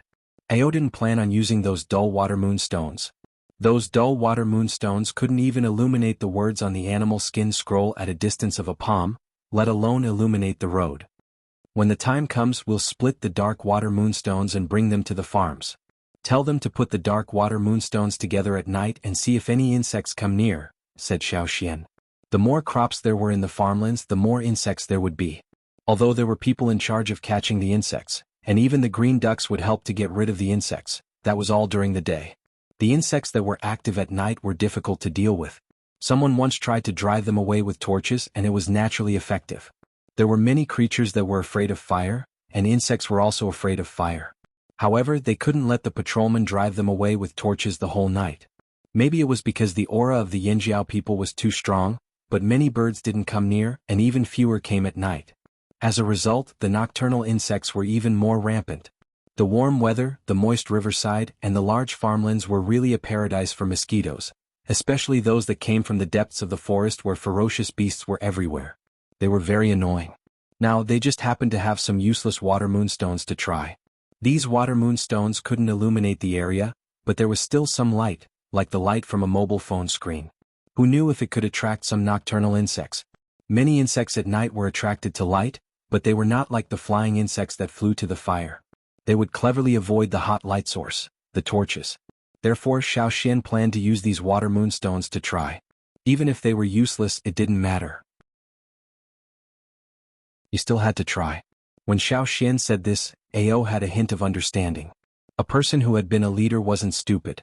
You mean the insects that are active at night might like the light from the water moonstones? Ao had the experience of walking outside at night with a water moonstone. He had also encountered some flying insects that kept approaching him, but at that time he didn't think of the water moonstones. He only thought that it was because of himself. Now that he heard what Xiao Xian said, could it actually be the water moonstones? There are many insects that come out at night. They like the moon, but the moon is too far away for them to touch. If there are water moon stones, I don't know if they will be attracted to them. Xiao Xian explained. I see. Ao suddenly understood. At the same time he thought to himself, this kid is indeed the Grand Elder. He knows a lot. We'll know when we try. Xiao Xian couldn't be sure without trying. There were definitely insects that liked the light, but he didn't know how useful these dim water moon stones were. The people of the drumming tribe should know about this, right? Ao asked again. Not necessarily. The drumming tribe used to be protected by the primitive fire seed. Many insects didn't dare to approach directly. Moreover, the river hadn't disappeared at that time. The insects on this side of the forest couldn't fly over. The insects on the other side of the forest couldn't cause much trouble. Now, although the two sides are close and some insects can fly over, the people of the drumming tribe use the water moon stones sparingly. It's unlikely that they know about this. But we can ask them. Xiao Xian said. You're right. Ao almost forgot that the primitive fire seed was a deterrent to many creatures. The core area of the drumming tribe was not as large as that of the Yanjiao tribe. The areas closer to the fire seed were more protected. Ao took the animal skin bag to the house by the river bank, where the chief of the drumming tribe, Fan Mu, was waiting. He looked very nervous. They also knew that the quality of the water moon stones was not as good as before, but these were already the best they had made during this time. Seeing Ao coming, the people of the drumming tribe looked at him expectantly. What did the Grand Elder Xiao Xian say? Fan Mu asked. We'll take 30% of the previous price. Ao said. Hearing that they could get 30% of the price, the people of the drumming tribe were surprised. In their opinion, 10% was too low. After the surprise, Fan Mu said seriously, Thank you. Of course, he knew that the Yanjiao was taking care of them. Otherwise, if they took the water moon stones to other places, the price would be reduced to less than 10%. For this they were very grateful. The people of the Yanjiao were all good people. Next time, the water moon stones will be better. Fan Mu promised. Their ability to make water moon stones was getting better. The moonlight was getting brighter, so it was easier to make water moon stones. In the future there would be more high-quality water moon stones. Otherwise they would be too embarrassed to take them out to pay off the debt. By the way, how do you deal with the slightly dim water moon stones in your tribe? Ao asked. Well, we keep them for ourselves. Fan Mu was surprised. Those water moon stones that could not meet the requirements of lighting could only be regarded as the waste of the drumming tribe's practice of making water moon stones. If they didn't keep them for themselves, would they sell them? Wasn't it shameful? Your water moon stones. If you don't need them, don't throw them away. Ao said hesitantly.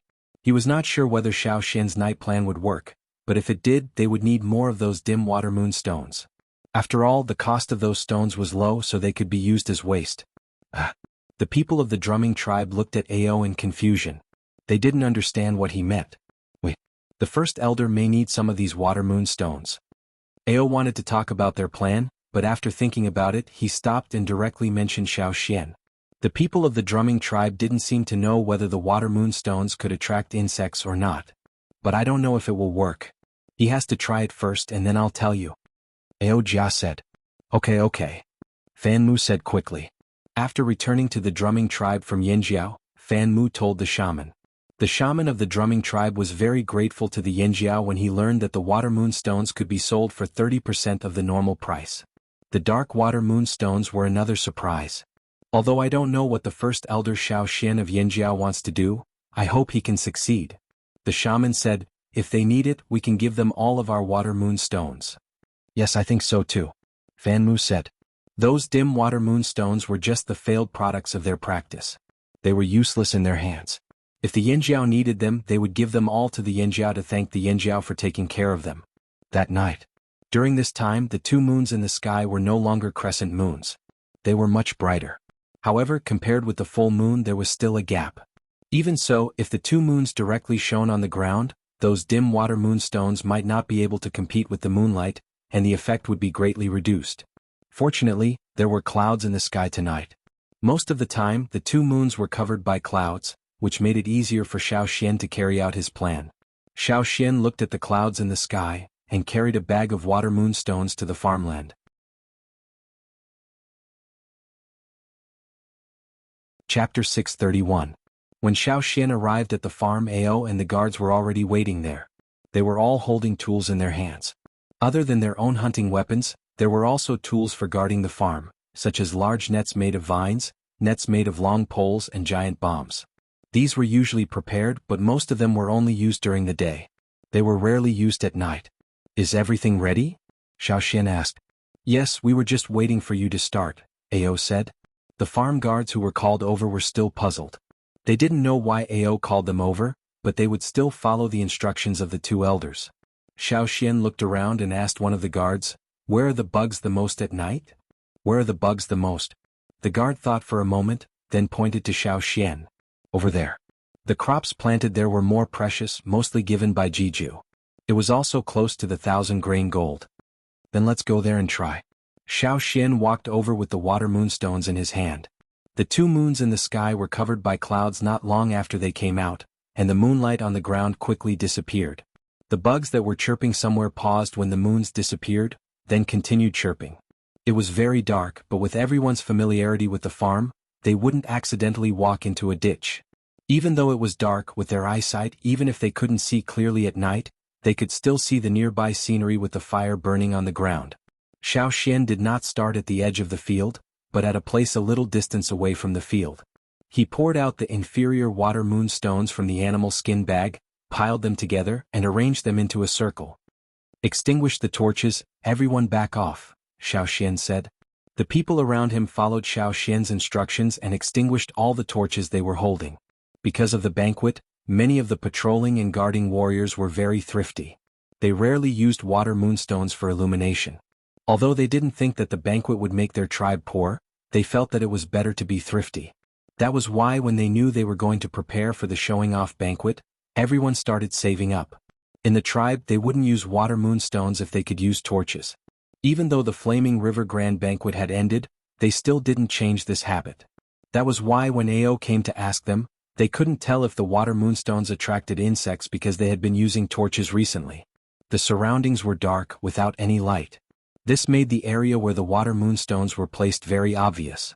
Every single water moonstone was relatively dark, but when dozens of them were gathered together, the brightness also increased by a lot. Even though the brightness was still not comparable to that of a high-quality water moonstone, it was superior in that there were many of them. When they were gathered together, the area of light would increase. After retreating, Xiao Xian concealed his aura and tried his best to hide his presence.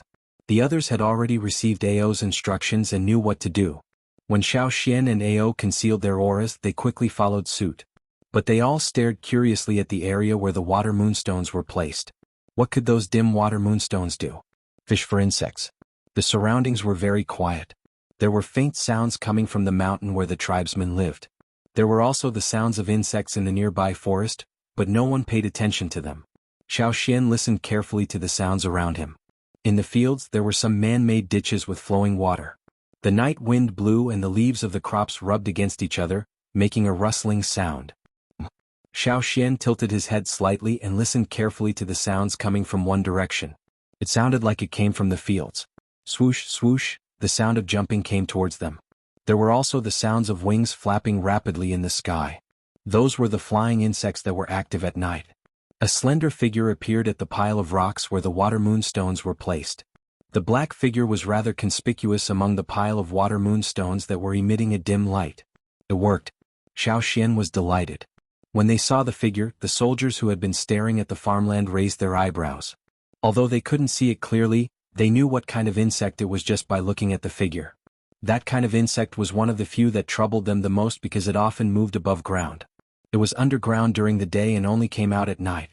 They couldn't guard against it unless they built underground fences to block it. Moreover, that kind of insect wasn't afraid of the insect-repellent grass they burned. Even smoke couldn't drive them away. Every morning when they saw many more wormholes on the leaves of the fields, they gritted their teeth in anger. Who would have thought that the dimly glowing water moonstones placed there could actually attract those troublesome insects over?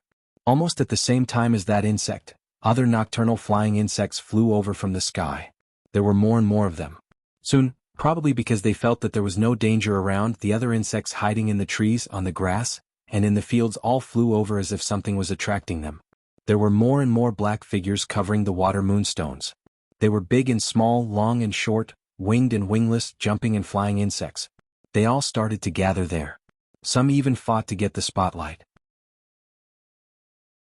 When the pile of water moonstones was almost completely covered by the insects and the air was filled with the sound of flapping wings, Xiao Xian shouted in a low voice, "Move!" In an instant, the people holding the nets rushed over like arrows. With a few whistling sounds, the densely packed flying insects in the air were caught in the nets and then swatted down. The flying insects in the nets were flattened. The insects on the ground were continuously swatted by the people holding the giant nets. At this time, the closer the insects were to the pile of water moonstones, the harder it was for them to escape the swatting range. After everything was over, Xiao Xian held a wooden stick and used the light from the water moonstones to look at the different types of insects. Some of the insects on the ground were not flattened, but they had lost the ability to move and couldn't go far. Xiao Xian was about to go on a long journey and they were going downstream along the flaming river. Hence, the insects they would encounter might be similar to these. He wanted to see what kind of insects they had. Xiao Xian picked up a few insects and put them in a cloth bag he brought over. The insects he picked out were all intact and were rarely seen. Some of them looked very fierce and had poisonous stingers or fangs. The camouflage on their bodies made them easy to miss. If they weren't caught at night, they might not be noticed even if they saw them in the day. He had to let the people who were going on a long journey take a look so they could be prepared. Ao had already ordered people to clean up the area and put the flattened insect corpses together. When the people who were taking care of the fields came tomorrow, they would see if they could make it into fertilizer. "How is it?" Ao came over and asked Xiao Xian. He looked quite happy. How could he not be happy? He knew that these useless water moonstones could attract insects. Although it might not solve the root of the problem, it could at least reduce the insects' harm to the fields at night. It was effective. That was enough. It's alright, but there are limitations. The insects we caught might not only eat the crops. Xiao Xian said. Also, if there are no clouds at night, these insects might not be as effective. It's more effective to use high-quality water moonstones. Of course I know that, but the insects that eat the crops are still the majority. As for the moonlight, judging from the sky, there might be clouds at night these few days. Even if it's just blocking the moonlight for a while, it's fine. Ao was already prepared for this. He didn't expect it to be effective as long as it was effective. It was better than wasting the water moonstones and not being able to catch a single insect at night. Then we'll go to the drumming tribe tomorrow and get some more water moonstones? Ao asked. Sure. This was also a type of trap for insects at night. The next day, Ao went to the other side of the river to find the chief of the drumming tribe. Knowing that the Yinjiao needed those failed products, the chief of the drumming tribe directly dragged out a few big bags and gave them to Ao without hesitation. Even if Ao wanted to give them a price, Fan Mu firmly refused. For the people of the drumming tribe, these were really useless. It would be a waste to keep them in the warehouse. They couldn't sell them at a high price, so they just gave them all to Ao. However, Ao didn't take all of them. He took nearly 2/3 of them and left 1/3 for the people of the drumming tribe. By the way, he told the people of the drumming tribe about what happened last night, which was agreed by Xiao Xian. The people of the drumming tribe were now short of food. Although they didn't like to eat insects, the insects that flew out from the forest on the other side of the river tasted good. Moreover, those insects had already begun to fly across the river. It was just that the people of the drumming tribe lived too close to the fire pit where they used to put the fire seed. Even if the fire seed no longer existed, there were still some remnants of its smell in the fire pit, so those insects didn't dare to fly close. You can do this. Fan Mu felt very curious. They had owned the water moonstones for so long, but they had never seen such a situation before. You can try it from afar. Maybe you can catch some insects, Ao suggested. Thank you for telling us. The people of the drumming tribe were very grateful that the people of the Yinjiao tribe were willing to share their experience and skills. That night they let the people on patrol try it. They really caught some insects and roasted them for supper. On the other side of the Yinjiao tribe, the waste water moonstones were distributed. At night, when the moon was covered by clouds, the sound of snapping could be heard in the farmland. Hey, be gentle. Don't slap them all into fertilizer. Let's see if they can be eaten. Someone waved a net and shouted. I know. The person holding a giant net made of rattan answered while slapping. After they finished patting, they would clean up the ground and pick out the large insects that were still intact. They would eat those that were edible and put those that were inedible aside to be used as fertilizer by the farmers. As for the insects that they did not recognize, they would carefully try to eat them. For the people of the Yinjiao tribe, eating insects wasn't a big deal. This kind of situation could be seen in several places around the farmland. For a long time after that, the guards of the Yinjiao tribe had one more activity at night. guarding the water moonstones and waiting for supper.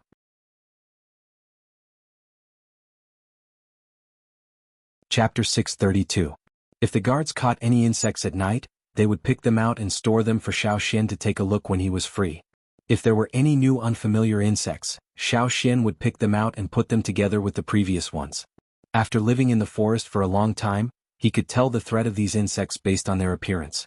The more he knew, the more prepared he would be when he went on a long journey. Mosquito-repellent herbs and face paste were prepared.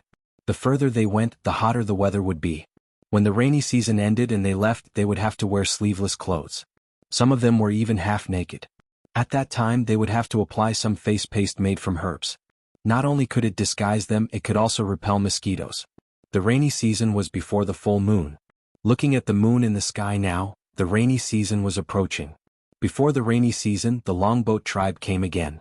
However, this time their goal was not just the Flaming River trading point. They were here to deliver ships to Yanjiao. Before they left the Flaming River trading point, both sides had a discussion. At that time, the Longboat tribe agreed to send 2 ships over. Because of the disaster last year, the Longboat tribe's fleet was greatly damaged. They did not even have enough ships for themselves. This year, the number of new ships they could build was limited. They could only send 2 ships to Yanjiao. Otherwise, they would have to continue waiting. Building ships took time too.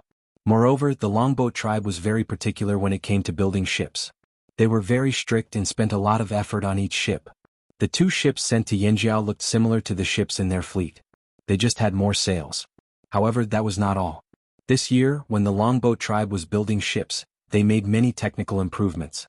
There were a few more slots in the ship. Xiao Xian went down to take a look. They were similar to watertight compartments. If there was an accident and only 1 or 2 compartments were damaged, the other compartments would still be fine. The buoyancy provided by these compartments would prevent the ship from sinking. This way the ship would be more resistant to sinking. This was also why Xiao Xian admired the Longboat tribe. They were always able to surprise people with their shipbuilding skills. Perhaps the disaster last year had inspired the Longboat tribe to build watertight compartments. Or maybe the Longboat tribe already had this idea. No one could be sure. Even without these, ships of the same size made from the same materials were sturdier than others. Even Xiao Xian did not know how many secrets were hidden in this. In terms of shipbuilding skills, the Longboat tribe lived up to their name. They were indeed much better than other tribes. This time, the Longboat tribe brought over 2 ships with sincerity. They were much better than the ships they gave to Yanjiao in the fearsome beast forest because of the green-faced fanged beast. At that time, the ships the Longboat tribe gave them looked okay, but when it came to actual use they could not compare to these 2 ships. Even if the 2 ships collided, the first to be destroyed would be the old ships. Seeing that Yanjiao was satisfied with these 2 ships, the people who delivered the ships sighed in relief. For some reason they could be arrogant in front of other tribes, but when they met Yanjiao they always felt weak. Especially when they met Xiao Xian, they were always worried that he would spit fire with a flick of his sleeves. After the inspection, the Longboat tribe went to the Flaming River trading point to buy goods. There were many things here that were very attractive to them. Other than beast skin and meat, there was also fish skin glue and wood. These were all very attractive to them. The wood they asked Yanjiao to help them find was stored in the warehouse. When they left they would bring some back. The sturdy ancient wood in the fearsome beast forest had made them jealous for a long time. 2 days after the Longboat tribe delivered the ships, the rainy season began. The continuous rain made the Flaming River trading point quiet down. The busy people finally had some free time. Zheng Luo passed the information he gathered during this period to Xiao Xian. They knew about 3 more tribes in the Flaming River area, but they were slightly further away from here. Also, they only knew the general location, not the exact location. One of the tribes should be similar to the Luo tribe you mentioned before. They brought a lot of fishing nets with them, so they should be a fishing tribe. However, they were luckier than the Luo tribe and survived the disaster unscathed. There's another tribe. Zheng Luo told Xiao Xian everything he knew. Xiao Xian recorded everything down on his animal skin scroll. He would have a chance to confirm these when he traveled downstream. After collecting the information, Xiao Xian returned to the headquarters. He went up the mountain to find Gigu to discuss the final candidates for the expedition. There were 200 people. They had pretty much decided and needed to do a final check. When he arrived at the top of the mountain, Xiao Xian happened to see the 2 former shamans, who had retired as elders, arguing about something. Since Guizhe took over as the new shaman, the 2 elders no longer lived in the house that belonged to the shaman of the tribe. Instead, they built 2 houses next to each other so that it was convenient for them to discuss things. However, they quarreled every time they talked. When Xiao Xian went over, the 2 elders were almost hitting each other with their crutches. "What's going on?" Xiao Xian asked. "Xian, you're just in time. Come take a look at my new drawing," the old man said as he pulled Xiao Xian into the house. Xiao Xian looked at where the old man was pointing. There was a stone slab that was not very thick. On the stone slab there was a mess of paint. What was he looking at? Seeing Xiao Xian's puzzled expression, the old man also noticed the problem with the stone slab. "Oh, not that one. That's something I drew before. It's this one." The shaman pointed at a wide leaf on the table beside him. The leaf was also drawn with red paint. This one was much clearer. The painting on the leaf surprised Xiao Xian. He thought the old man was used to painting things such as people or things he had seen recently, important things that had happened, etc. Generally, it was a painting with a narrative nature. However, the drawing on the leaf was a scene from the Flaming River Trading Point's banquet not long ago. Although the shaman's drawing was very simple, it did not stop Xiao Xian from recognizing the outline and shape of the drawing. Xiao Xian had heard about this scene many times. Someone had also drawn it for him, although it was not very vivid. "This is the ancestor's flame giant?" Xiao Xian was puzzled. He did not understand what the old man was talking about. These 2 were arguing so fiercely because of the ancestor's flame giant? Yes. The old man was very excited. He carefully picked up the leaf and pointed at the drawing on it. "What do you think?" "This drawing is simple and clear. It shows the ancestor's charm," Xiao Xian said. "I'm not asking you about the drawing. I'm asking you, what do you think after seeing the ancestor like this?" The old man asked again. "What do I think?" What thoughts could he have in front of the ancestor, and it was a blurry flame giant. Xiao Xian still could not grasp the main point. "Do you think the ancestor looks especially good like this?" the old man asked expectantly. "Especially good? How is it good?" Xiao Xian continued to be puzzled. It was rare to hear the word good from a native of Yanjiao. In the end, it was the old woman who spoke up. "He wants to make a new ceremonial robe based on the ancestor's flame giant." "A new ceremonial robe?" Xiao Xian was stunned. He looked at the drawing on the leaf again. Looking at it this way, there was indeed a kind of elegance and heroism of riding the wind. But didn't Yanjiao people dislike this kind of style? Didn't they all think that this kind of robe was useless for hunting? It was ugly as hell. Even Xiao Xian's thinking was affected by the years of exposure. Sometimes his aesthetic standards were abnormal. But now Xiao Xian heard what the old man said. He thought the ancestor's style was really beautiful, and that it was a hint from the ancestor that it was time to change the ceremonial robe. But this was not a big problem. In Yanjiao people's hearts, the ancestor's style was good. Even if they didn't like it in the past, they would try to accept it if it was made by the ancestor. The old man wanted to change the ceremonial robe of Yanjiao tribes, but the old woman objected. It wasn't that she objected to the ancestor's style. She also thought the ancestor's style was good, but she didn't think everyone had to wear it. The ancestor was a first-generation shaman, so the robe could only be made for shamans.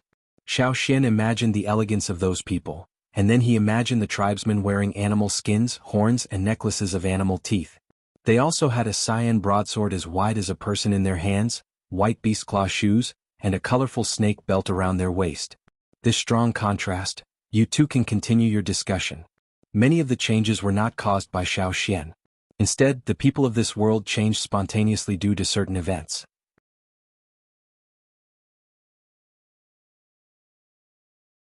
Chapter 633. This year's rainy season wasn't long. It ended in less than 20 days. After the weather cleared up, the temperature rose rapidly. They were about to welcome the hottest period of the year. At this time, the 2 moons were getting bigger and bigger. They didn't need torches at night to see what was going on around them. After Xiao Xian successfully protected the 1,000-grain gold from the second calamity, he brought his men onto the ship to prepare for this long journey. After the rainy season, the flaming river's water level rose again. Because it washed away a lot of soil, the river water had a muddy yellow color. Looking at the flowing river, Xiao Xian bid farewell to the tribesmen and set sail with 200 selected people. There were 2 ships, each with 100 people. Xiao Xian's ship was in front. Actually, the 2 ships sent by the longboat tribe were big enough to carry 200 people. They could even carry 500 people. However, the ships were loaded with goods and used up some space. Plus, if one of the ships met with an accident, the other could still be used to complete the rest of the journey. The two ships with Yinjiao totems left the Yinjiao headquarters. They raised their sails and sailed down the flaming river. They definitely wouldn't bring any other fearsome beasts on this long journey. Cha-Cha was an exception because it could fly. Plus, if Xiao Xian wasn't in the Yinjiao tribe, it wouldn't be able to stay by itself. That was why Cha-Cha was tagging along for this long journey. It could help Xiao Xian observe the situation from afar. After all, the ship's view was limited. Half a day later, Xiao Xian put away his telescope and ordered the crew to dock and put up a plaque. After the Flaming River was named, the plaque with the name Flaming River wasn't placed too far away. After all, the people in charge of putting up the plaque weren't traveling teams. They could only travel a limited distance. After that, they relied on the trading point to attract people from other tribes to spread the word. Now, their team was going to travel further, so naturally they would put up a plaque along the way. Hence, from here onwards, Xiao Xian would ask people to put up a plaque along the way. When the people who were planting the tombstones were busy on the shore, there would also be people guarding nearby to prevent them from being attacked. This was no longer the territory they were familiar with, so they had to be more vigilant. Xiao Xian asked Cha-Cha to bring him up into the sky. After flying around, he took out an animal skin scroll and opened it up. He took out a fine animal brush and dipped it in some paint. Then he began to draw circles on the scroll. He was replenishing the map. Since the tribe was going to live near the Flaming River for a long time, they needed to know more about the river banks. It was very simple on the other side of the forest where ferocious beasts roamed. The terrain was similar and there were no people living there. If there were, the Yinjiao ancestors who had been isolated by the Great River would have known about it long ago. They wouldn't have not seen any outsiders for nearly 1,000 years. What Xiao Xian wanted to observe was the other side. Thanks to the disaster last year, the changes on both sides of the river were different. One side sank while the other rose, causing one side to be lower and the other side to be higher. Xiao Xian and the rest could only see the lower side from the boat. Fortunately, the lower side was also the side they needed to observe. It was far away from the ferocious beasts' territory and most of the tribes lived there. The boat also sailed downstream. After planting the tombstones, everyone rested for a while before continuing their journey. Their daily routine was more or less the same. Sometimes they would meet some ferocious beasts that ran to the river to drink water. However, these beasts couldn't swim, so they could only roar at Xiao Xian and the rest. After this, will there be more ferocious beasts that can swim across the river to the other side? Duoli asked. Probably not. Toa didn't think so. The ferocious beasts in the forest know where the best place for them is. At most, they will run over because of an accident, but in the end they will still return to the forest. Tua had a lot of experience, so he could guess the habits of many ferocious beasts. No wonder there aren't many ferocious beasts crossing the river. Duoli nodded. There are other reasons too. Xiao Xian put away the animal skin roll in his hand and said, in the memories of many ferocious beasts, this place should be very dangerous. Coupled with the disaster last year, there must have been a lot of activity here. The ferocious beasts that originally lived near the river bank may have left far away, just like the night swallows that used to live near our tribe. Perhaps they ran to other places when they were taking refuge and then chose a new place to live. So, in the short term, there shouldn't be many ferocious beasts crossing this river. After a pause, Xiao Xian continued, besides, there are tribes living on the other side of the river. Even if these tribes aren't close to each other, they will at least affect the ferocious beasts that come over. After all, there are fire seeds in the tribes. As soon as Xiao Xian mentioned fire seeds, Duoli and Tua understood. The people of Yinjiao no longer had fire seeds, so they often forgot to think about fire seeds. However, there were many tribes living here that still had fire seeds. No matter how small the tribe, their fire seed would still have a certain deterrent effect on the ferocious beasts in the forest. In the next few days, the situation on both sides of the Flaming River was similar. There was nothing new. Xiao Xian continued to fill up the map. He could sense if there were any tribes nearby. They were too far away from the river, so he couldn't sense human auras. However, he could sense the aura of fire seeds. Although it wasn't obvious and some tribes even tried to cover it up, Xiao Xian could still sense it even if the shamans of the tribes came here personally. Due to time constraints, he couldn't go to each tribe to investigate. However, as long as he could sense the presence of a fire seed, he could understand some basic information. This was a new ability that Xiao Xian discovered recently. A few years ago, if he wanted to know what a tribe's fire seed was like, he had to get close to the tribe. Just like when he first crossed the river and sensed the drumming tribe's fire seed at the drumming tribe, now he didn't need to be too close to feel it. Sometimes, because a tribe was too far away, he could only sense a vague presence. 10 days later, Xiao Xian had marked 7 dots on the map. 4 of the dots had totems drawn beside them, while the other 3 didn't. Those dots represented a tribe living there. If you looked closely, you would see that the tribes with totems were closer to the river bank. The tribes without totems were further away from the river bank. Xiao Xian couldn't pinpoint the exact locations of these tribes. He could only get a rough idea of where they were. The map he drew could only be used as a rough reference. At least it would let the Yinjiao people know how many tribes lived in the Flaming River area. If more people came to the Flaming River trading point in the future, he would get more information. Then he would fill up the map and take it one step at a time. If we go further, it should be the drumming tribe, right? Duoli asked. Yes, that's what Zheng Luo told me. Xiao Xian looked at the information Zheng Luo gave him about the drumming tribe. The drumming tribe was the furthest from Yinjiao, so Xiao Xian remembered it clearly. The drumming tribe was the tribe that sold fishing nets at the Flaming River trading point. It was said that they lived by the Flaming River too. They were luckier than the Luo tribe that was wiped out during the natural disaster. They didn't suffer much damage, which meant that they were further away from the river bank. Xiao Xian focused. If he couldn't concentrate, he might not be able to sense the tribes further away from the river bank. Although the drumming tribe was good at making fishing nets and must have caught fish often, before the natural disaster, this river wasn't easy to catch fish. They might have been fishing in other rivers further away from the river bank. Xiao Xian told Cha-Cha in the sky to keep an eye on the rivers nearby. If he sensed anyone, he would alert him. Another day passed. Xiao Xian didn't sense the presence of any foreign tribe's fire seed. Cha-Cha, who was given an important task, also didn't see any signs of human activity. Other than the Flaming River, there were no other rivers nearby. There were no lakes either. At most, there were a few thin mountain springs. Perhaps because of the lack of rivers, there weren't many plants growing in places far away from the Flaming River. The rolling mountains looked very monotonous. On both sides of the river there were 2 different sceneries. On one side of the river there were lush forests. From a high vantage point, it was verdant and lush. Further away there were towering ancient trees. Compared to the other side it was like long hair and short hair. There were no other rivers. Just by looking at the forest one could tell that it wasn't suitable for farming. The vegetation wasn't lush and there weren't many beasts living there either. If that was the case, the possibility of a tribe living in this area was even lower. Is the drumming tribe really here? Are they lying? Duoli asked. It wasn't just Duoli, the others thought so too. Not every tribe would tell the truth when they went to the Flaming River trading point. Some would only give a rough location. Even if you really went there, you might not be able to find them. Just like the drumming tribe. You knew where they lived, but very few people could find their nest. Some tribes didn't even tell the truth. They even pointed in the wrong direction. Maybe we've already passed by the drumming tribe, Tua said. On Xiao Xian's map, there were 3 areas marked with tribes living there. They didn't sense any totems. Perhaps the drumming tribe was in these 3 areas. That's possible. Xiao Xian nodded in agreement with Tuo's guess. After some thought, he took out the fishing net the drumming tribe brought to the Flaming River trading point. The people from the drumming tribe brought the fishing net to the Flaming River trading point to trade for things.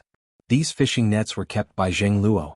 Xiao Xian brought 2 fishing nets from the drumming tribe with him this time. If they couldn't hunt any beasts, they could try fishing with these nets. The drumming tribe's fishing net was different from the Luo tribe's.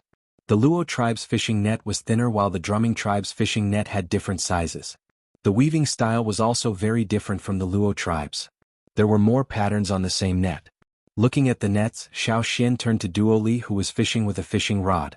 Call Kuan Tu over. I have something to ask him. Duoli nodded and kept his fishing rod. He quickly ran to the cabin to look for Kuan Tuesday. This time, Xiao Xian chose close to 100 guards from the Flaming River trading point. This was half of the expedition team.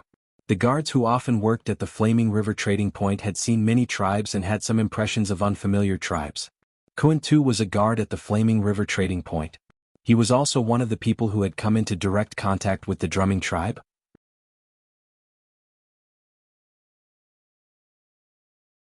Chapter 634.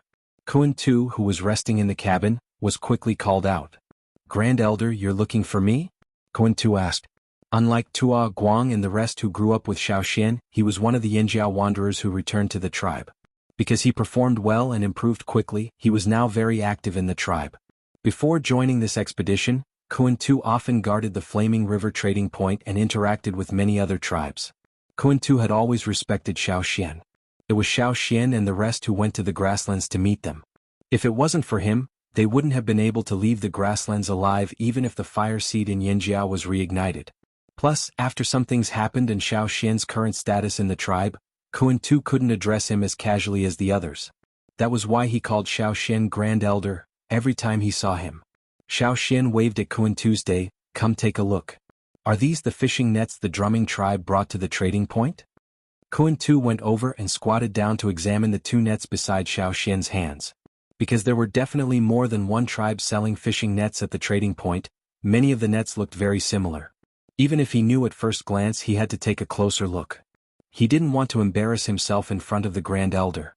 After examining both nets carefully, Kuan-Tu nodded and confirmed, "Yes, both of them. The drumming tribe's fishing nets are different from other tribes. The mesh on the net is also different from other nets. Plus, there are many parts of the net that I don't understand." The drumming tribe didn't explain much. Yes, the two nets of the drumming tribe were different from the nets of other tribes. Some parts even gave people the feeling that the nets were woven wrongly. They didn't explain? Xiao Xian pointed at a few seemingly redundant parts of the net. "Yes, I was curious when I saw it, so I asked. But they didn't explain. They only said it's like this when weaving nets." But Kuan-Tu hesitated for a moment, then continued, "I think there must be some other secrets. At that time, the people of the drumming tribe didn't look at me well." "What's wrong?" Duo Li and Tua were curious. "I don't know if I'm right. I just feel like they're looking at me like I don't know what's good for me." Kuan-Tu scratched his head. Because they used to live in the grassland without the protection of a tribe, they had to rely on other tribes to live. It was inevitable that they had to act according to other people's wishes. Kuan-Tu was one of the more talented leaders among the Yanjiao wanderers in the grassland. He was more sensitive in many aspects, which was why Xiao Xian called Kuan-Tu over instead of others. So, at that time, although the people of the drumming tribe didn't show it on their faces and restrained themselves very quickly, he could still catch the disdainful look of country bumpkins who don't know what's good for them. In the Flaming River trading point, very few tribes would look down on the Yanjiao people. It was normal for them to dislike each other, but it was rare for them to look at each other with such disdain. "Tell me about it." Xiao Xian's interest was piqued.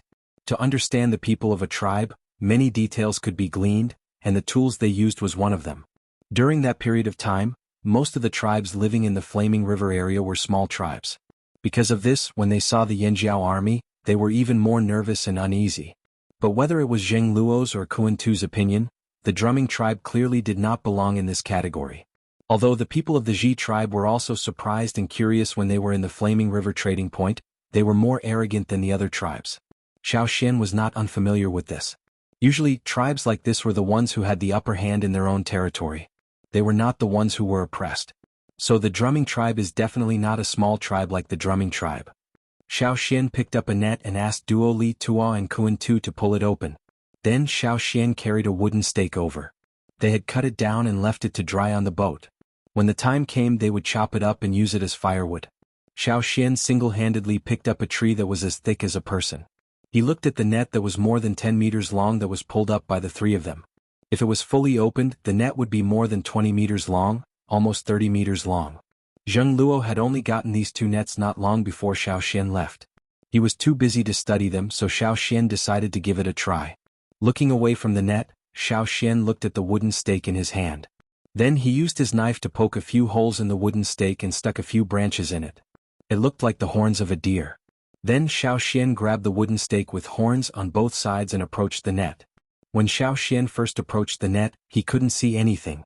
However, when Xiao Xian touched the net at the other end of the wooden pile and continued to move forward, the net that originally looked normal made a ping sound. It was as if a switch had been turned on. As it was turned on, the net began to change. Whether it was the three people pulling the net or the people around them, they all stared at the net. They saw that there seemed to be another net on the net. When the net maintained its original grid to block the prey, the hidden net began to shrink towards the spot where the prey hit the net. Because Xiao Xian's movements weren't fast, and he used his strength slowly, all the changes were clearly seen by everyone present. This? Two nets. Isn't this a fishing net used to catch fish? How can this be? Everyone was astonished. After Xiao Xian continued to use his strength to push the wooden stake forward, the second net was finally pulled in. The second net was firmly tied to the wooden stake.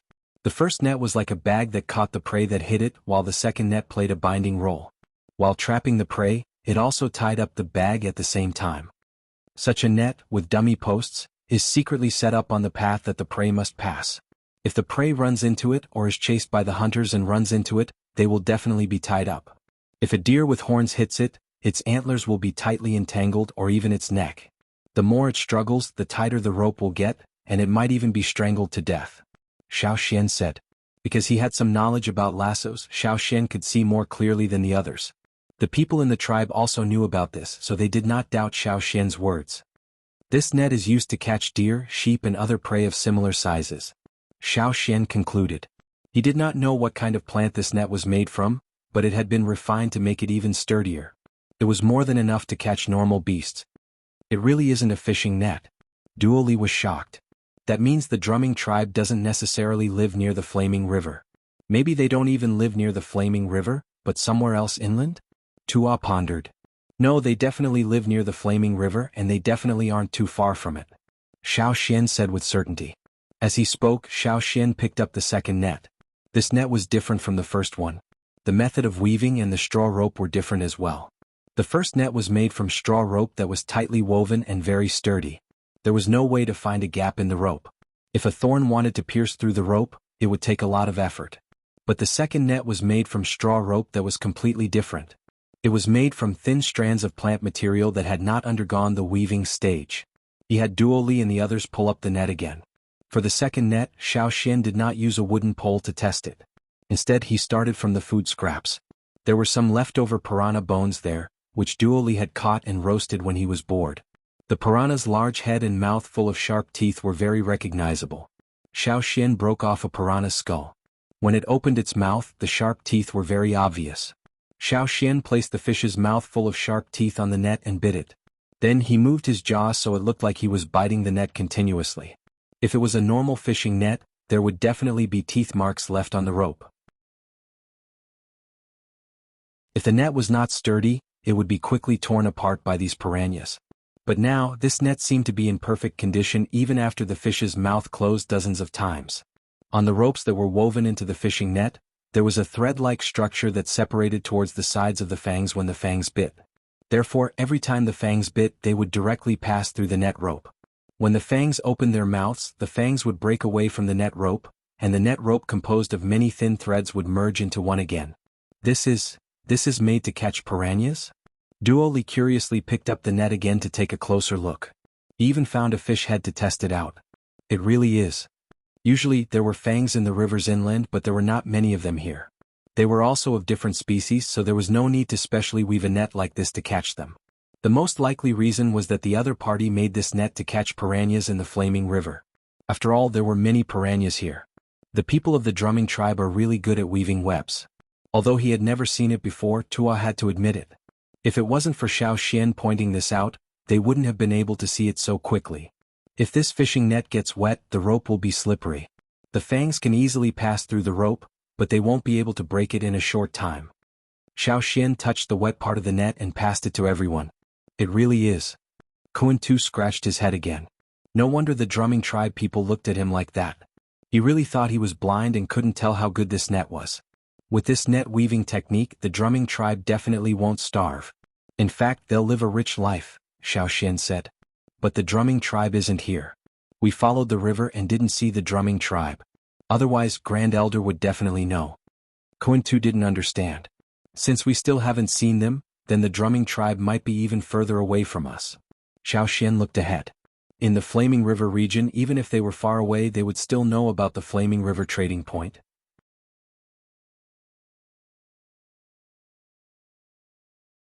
Chapter 635. The drumming tribe's matter made everyone in the group take it seriously. If the drumming tribe wasn't an aggressive tribe, then it was fine. Even if it was just a small fight, it wouldn't affect Yanjiao. But if the drumming tribe was aggressive, then they had to be on guard. Of course, Xiao Xian didn't think that the drumming tribe was an aggressive tribe that stole other people's belongings for a living. If they specialized in stealing, then why would they have the time to improve their skills? Plus, if the drumming tribe was a high-profile tribe, why hadn't anyone heard of them before?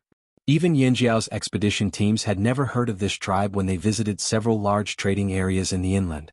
The expedition teams had never even mentioned them before, so the Pu tribe didn't know of their existence either.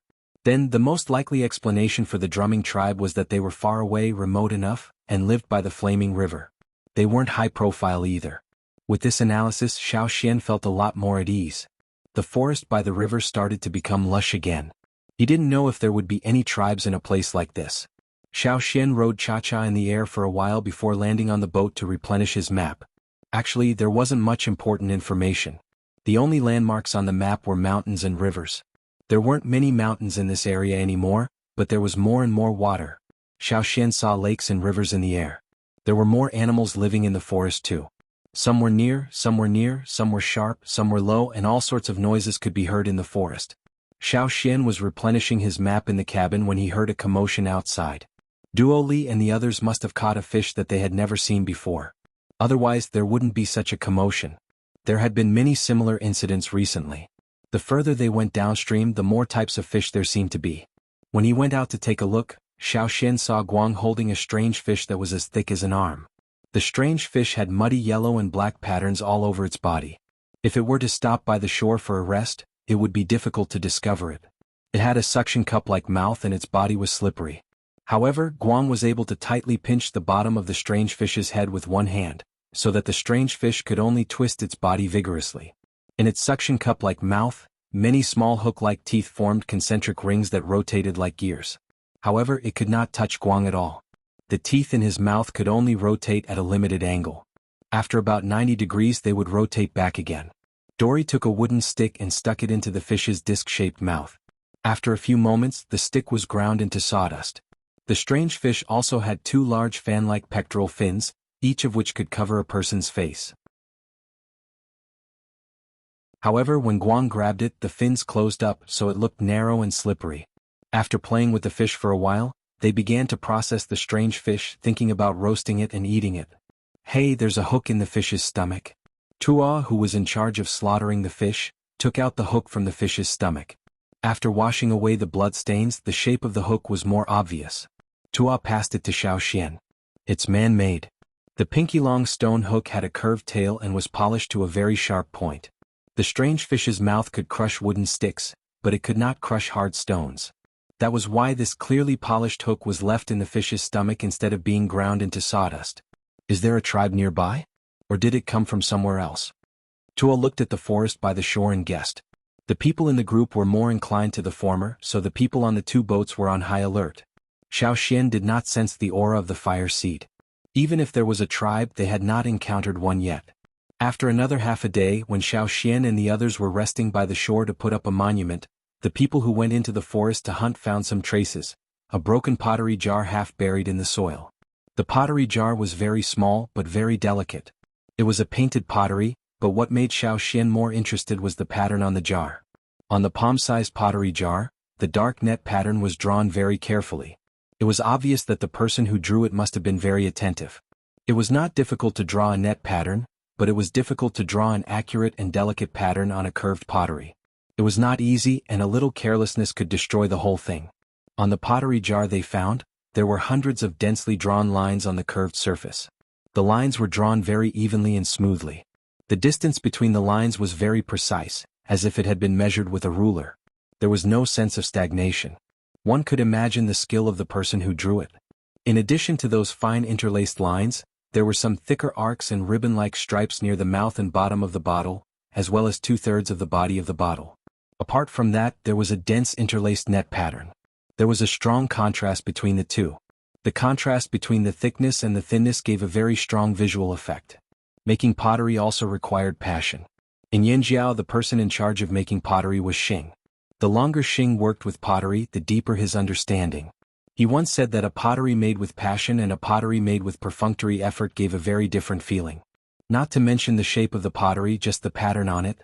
Although the pottery jar in Xiao Xian's hands was damaged, the fine brush strokes were still clear after the soil was washed away. The visual impact was strong enough at first glance. Otherwise, it would not have been discovered by the Yanjiao people who were looking for food. At that time, the pottery jar was half buried in the ground, and there was grass around it. Only a small figure peeked out from the grass, but it was discovered at a glance. It was obvious that this pottery was not made casually. When making it, the person who made it poured enough passion and patience into it, and focused on this palm-sized jar.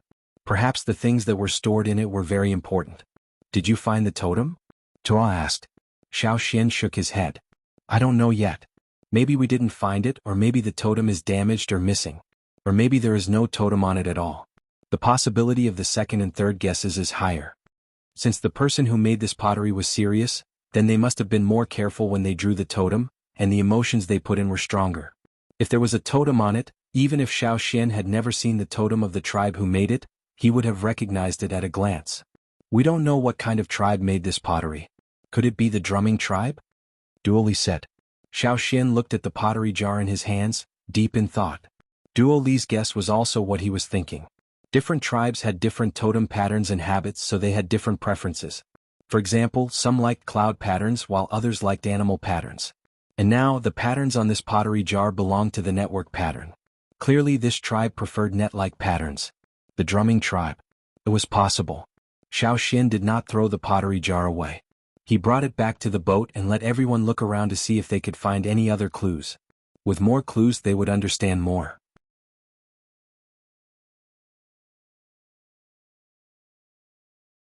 Chapter 636. After discovering the reticulated clay jar, they continued to travel downstream. Xiao Xian sensed the presence of other tribes, but they were further away from the flaming river, so he couldn't tell what kind of tribes they were. The only thing he was sure of was that they weren't strong tribes. Otherwise, their fire seeds wouldn't be so weak that Xiao Xian couldn't sense them at all. When they were inserting the tombstones, they also found some traces of human life. However, very few people came to the riverside. Although there were traces, they were not new. Later on, the utensils and tools were found. There were also pottery and tools with patterns on them, as well as pottery and tools of other patterns. It was obvious that more than one tribe had been here before. There should be more tribes in the future. On the map, Xiao Xian marked the location of a tribe's fire seed on the animal skin scroll. Why don't we go and take a look? Duo Li asked Xiao Xian. If they could go ashore and find the location of the fire seed, they would be able to find out what kind of tribe it was. No need. Xiao Xian kept the map. We don't have to care too much about that. It's a waste of time to look for them one by one. The flaming river is very long and we don't even know if we can finish in time. We don't have to worry about those small tribes for now. Looking ahead at the flaming river, Xiao Xian said, also, I feel like there's a slightly bigger tribe up ahead. It was rare for Xiao Xian to say, slightly bigger.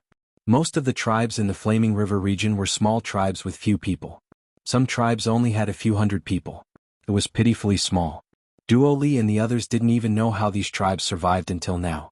Hearing Xiao Xian say, slightly bigger tribe, made everyone's spirits lift. Was there finally a slightly bigger tribe? If the tribes in the Flaming River region only had a few hundred people, they wouldn't be a problem for Yanjiao. However, the overall strength of the tribes in the Flaming River region was too weak. Even if they worked together, they wouldn't be able to take on a corner of the central region. Did you notice that the Flaming River gets wider as we go downstream? Xiao Xian asked. It's true. If Xiao Xian hadn't mentioned it, they wouldn't have noticed.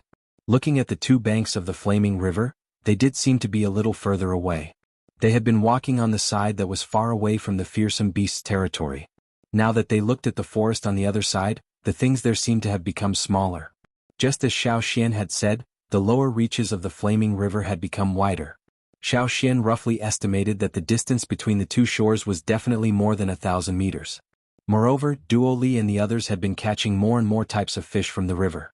It wasn't just piranhas anymore. Fortunately, the boat could still sail normally in the river. There were no wood-eating insects or river beasts in the river. No, to be exact, it was just that there were no giant beasts living in the river in the past. However, it was unknown whether there were any ferocious beasts that entered the river from the land of ferocious beasts. The wider the river, the wider the living environment. Perhaps some ferocious beasts that liked water had already entered the river from the forest. Be careful. Pay attention to the movements in the water. We'll continue to stay close to the bank, Xiao Xian said. Usually there were fewer large aquatic beasts near the bank. In the middle of the river there were more large aquatic beasts. Xiao Xian and the others still didn't know if there were any giant beasts in the river that they didn't know about. It was always better to be careful. Moreover, if they were close to the bank, they would be able to get to the bank in time if something happened. Where's Cha-Cha? Xiao Xian looked around at the sky. He didn't see Cha-Cha. Wanna look for food? I didn't see him just now, Tua said. Xiao Xian didn't mind. It had been like this for a while. Every time he brought Xiao Xian up to the sky to observe, Cha-Cha would run away to play by himself. Perhaps he would go to scout ahead, or perhaps he would run to the forest near the land of ferocious beasts to look for food. At a certain section of the river downstream of Xiao Xian and the others. In the middle of the river, there was a wooden raft that was shaking violently. On the wooden raft there was a young man with a face full of panic. He held on tightly to the raft to prevent himself from being thrown off. If he was on the wooden raft, he still had a chance to live. However, if he was thrown into the water, he would be finished. The reason why the wooden raft was shaking so violently was because there was something in the river pushing against it. On the bank there were a few young men standing there and shouting. Even if they wanted to help, there was nothing they could do. They couldn't go into the water. If they went into the water, they would die. If they were swallowed by the fish in the river, they would also die. Shoot arrows? It was useless. The fish in the river was too smart. It wouldn't give them a chance to shoot. It would either hide under the water or behind the wooden raft. If they shot arrows, they might hurt the people on the wooden raft. They had to be careful when shooting arrows. They didn't dare to shoot randomly. Big brother. Hold on, they have already gone to call for help. A 10-year-old child shouted from the bank. Use the oar to hit it. Bullshit. Don't listen to him. Don't hit it with the oar. That will only make it angrier. Bo Luo, hold on tight to the wooden raft. Hold steady and stall for time. Another slightly older young man hurriedly shouted. These people were so anxious that their faces turned ashen. They didn't even have time to wipe off their sweat. Throwing stones and hitting water also couldn't attract the attention of the strange fish in the river. Their original target wasn't the strange fish. It was another type of large fish that was about the length of 2 people. The net they made was specifically to catch that type of large fish. However, they didn't expect the strange fish to suddenly appear. Not only did it kill their prey, it almost ate them all. If it wasn't for Bo Luo attracting its attention, they wouldn't have been able to return to the bank safely. However, Bo Luo, who was on the wooden raft, wasn't lucky enough to reach the bank. He was pushed into the middle of the river together with the wooden raft. Also, the strange fish didn't attack with all its might. Instead, it swam around the wooden raft as if it was playing. Occasionally, it would hit the wooden raft, causing it to shake violently.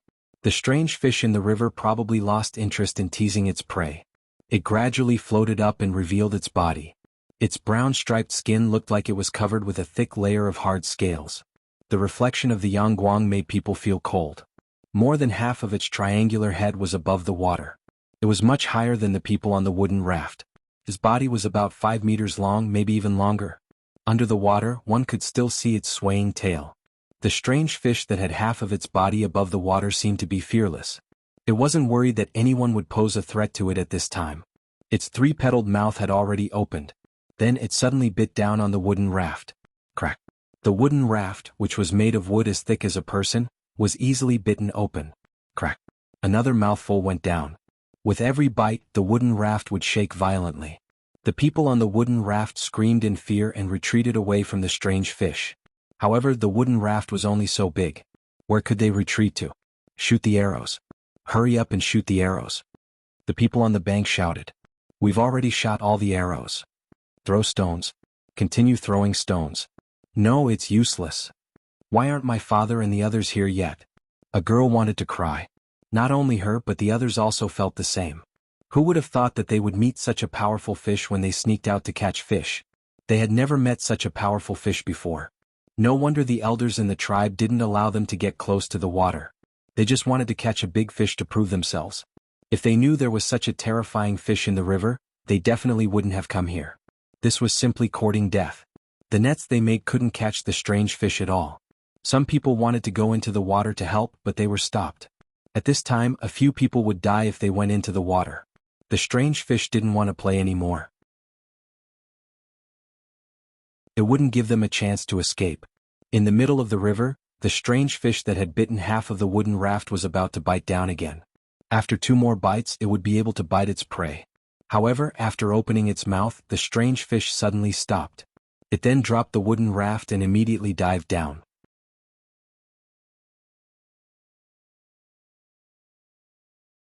Chapter 637. Even though the strange fish reacted quickly, it was still too late. A gust of wind blew past. The surface of the river was cut open like a piece of cloth. The strange fish that had just dived into the water was caught and lifted up. Then, with a sizzling sound, the thick smell of blood filled the air. Bo Luo, who was originally on the wooden raft and wanted to jump into the river, felt a huge wave hit him. If he wasn't holding onto the raft with one hand, he would have been blown away. Bo Luo couldn't open his eyes because of the river water. There was the smell of blood in the air, and there seemed to be something else. When he opened his eyes, he saw something falling from the sky into the river in front of the raft. The waves from the impact made the raft shake even more violently. It was a strange fish that had been torn in half. After it fell into the river, the tail half sank and soon disappeared. The other half floated on the surface of the river but did not sink. Bo Luo could still see the three-petaled mouth of the strange fish opening and closing, but it did not have the majestic aura it had before. It was barely hanging on to life. No matter if it was the people on the raft or the people on the shore, they were all shocked by the scene just now. Just now. What was that? Bo Luo, be careful. Run. Get into the water. Get into the water. The people on the shore suddenly shouted in panic. The person on the raft also felt as if he was being watched. When he raised his head, he saw a figure rushing towards him at an extremely fast speed.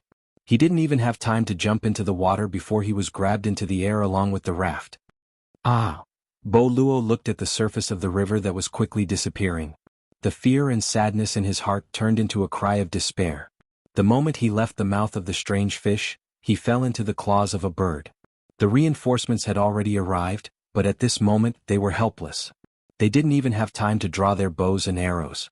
With that kind of speed and that kind of size, it was definitely not a normal bird. That's a fearsome beast. The people who rushed over shouted. The people on the shore could only watch the big bird in the sky fly higher and higher. It flew further and further and soon disappeared from their sight. Looking at the disappearing figure in the sky, a child who still wanted to run forward only regained his senses when he was forcefully pulled away from the shore. He cried, "Big brother was caught by a fearsome beast." The people who rushed over retracted their gazes and panted. They were already fast enough, but they were still one step too late. Didn't I tell you to stay away from this place? Are you all deaf? Do you want to die? The leader of the group that came over was so angry that his beard stood up. He went over to slap them one by one, but he didn't hit the crying child. After all, he had just lost his big brother. Bo Luo. He's gone? Someone asked. What else? The middle-aged man in the lead tugged at the hunting net on his body in annoyance. What else can happen after being captured by a ferocious beast? As he said that, he looked at the river's surface of the river, Bo, of course, of the fish, of the fish, of the river, and of the fish of the fish. But looking at the movements in the river, there should already be small fish eating the carcass. They didn't know if the carcass would be able to float over before it was eaten. This was also the reason why they rarely went into the water. The river was too dangerous. When fishing, they used wooden rafts to set up a net and then reel it in at the riverbank. Once they left the riverbank, they had no advantage in the river. No matter how strong the net was, it couldn't make up for it. When it was close to evening, they carried the fish carcass that finally floated to the riverbank and walked back to the tribe. The atmosphere in the group was very heavy. There were also the sounds of children crying. They had also looked in the direction that the bird had flown. It was flying upstream. They held on to the mentality of just in case, and searched upstream for a while, but they didn't find any traces at all. People who had come into contact with wild beasts knew what would happen to children who were taken away by wild beasts. Similarly, people who were taken away by fearsome beasts would only become their food. The group of people returned to the tribe in silence. At the entrance of the tribe, there was a huge net made of ropes. The center of the net was densely woven. The net was painted with dark paint. If one looked at it from afar, they would be able to see the pattern on the net more clearly. It was a totem. The intersecting lines looked like a net. When Bo Luo woke up, he felt as if he had been clawed by a fearsome beast. No, he had been clawed by a fearsome beast in the first place. His consciousness slowly came back. He remembered what happened before he lost consciousness. He wasn't someone who didn't know anything. A bird that could tear the strange fish in half in one move, and with such a huge body, how could it be just a normal fearsome beast? If he was taken away by a fearsome beast, he would only be eaten. His luck was really terrible. That wasn't right either. Bo Luo moved his body and opened his eyes. The glaring light from the Yangguang almost made him cry. After a while he raised his hand to block the light from the Yangguang. When he opened his eyes, the movement of his hand caused his whole body to hurt. He was alive. He was still alive. Thinking of this fact, Bo Luo was very excited. But what happened? Without knowing the situation around him, he didn't dare to move. Sometimes when he met a wild beast he had to pretend to be dead. What if there was still a fearsome beast nearby? Carefully turning his head, Bo Luo saw some unfamiliar buildings and unfamiliar people. Bo Luo suddenly sat up. Around him there were people sitting or standing. They all looked at him with curious eyes. Whose house was this? There was the sound and smell of the river. Even if he hadn't seen the river yet, he was sure of it. Also, the house was shaking slightly just like when he was standing on the raft. Floating on the water? Which tribe's house floated on the river? Bo Luo couldn't think of anything. Yo, you're awake? A man squatting on the ground and spinning a fishing rod looked at him with a smile. You saved me? Bo Luo asked. He had never seen these people before. They didn't look like people from any of the tribes he knew. He could tell just by feeling. These people looked very strong. Even the girl next to him, who looked about the same as his sister, was playing with a big river shell with one hand. It looked like she was just throwing a small stone. Although these people didn't look fierce when they stared at Bo Luo, he felt like he was being stared at by a beast in the forest. He couldn't help but shiver. You could say that, said the young man sitting on a short wooden stump. What did he mean by you could say that? Bo Luo's excitement from finding out that he was still alive had subsided. His mind was racing as he looked at the people in front of him. How was he saved by these people? Did they fight with a fearsome beast? Or was it that the ferocious beast that caught him abandoned him midway and ran away? How did you meet me? Did you see a very big bird? A fearsome beast. It must be a fearsome beast, Bo Luo asked. After he asked, Bo Luo realized that the atmosphere was strange. The people in front of him all smiled at him. He felt like something was wrong. Bo Luo scratched the goosebumps on his arms. Sensing something, Bo Luo turned his head and looked behind him. Then he slowly raised his head. A big bird 4 times his height was standing there, staring at him. After a moment of silence. "Ah."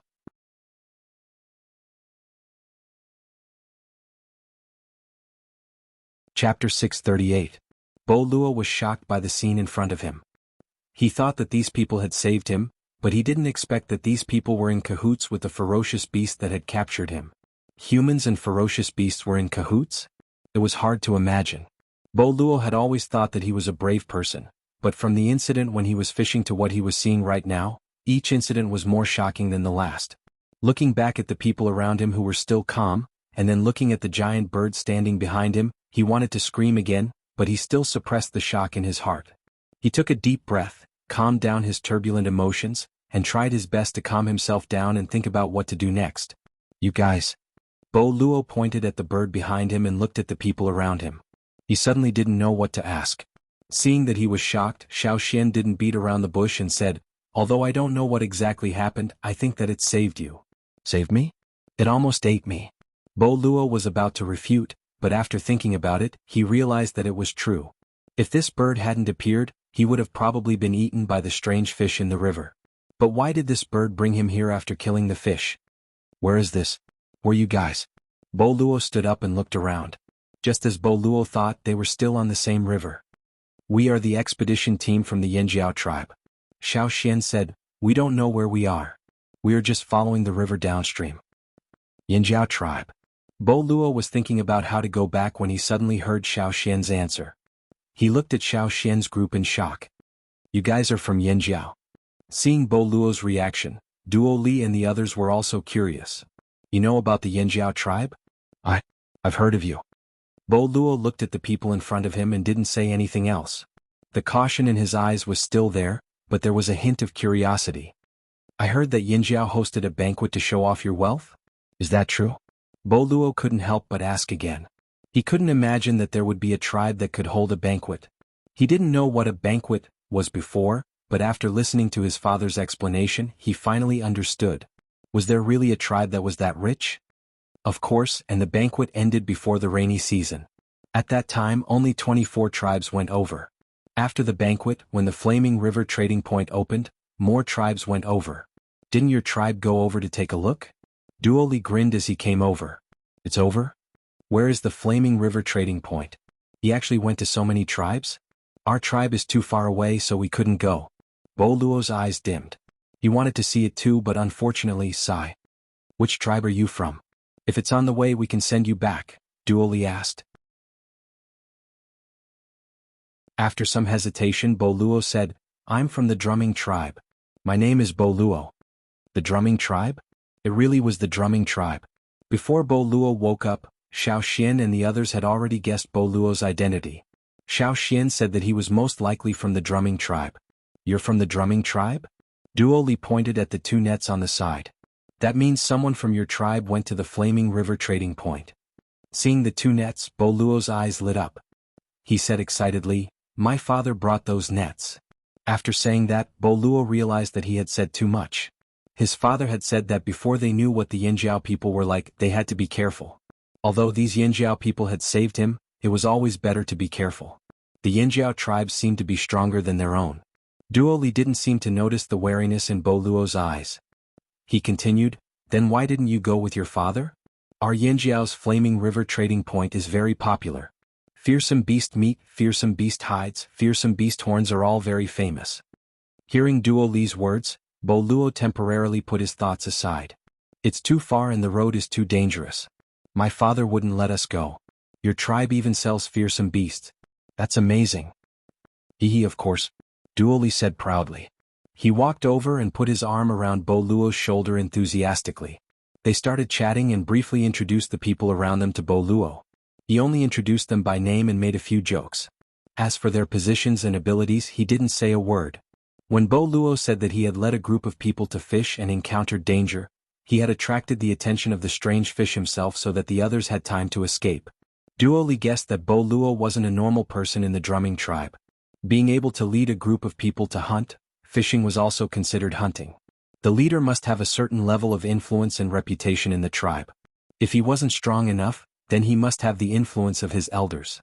In the tribe, the higher the position, the greater the responsibility. When there was danger, the greater the pressure on their shoulders.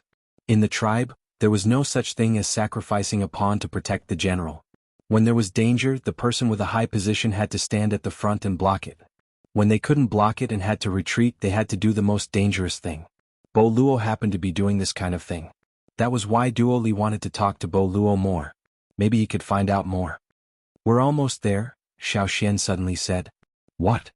Bo Luo didn't understand Xiao Xian's words for a moment.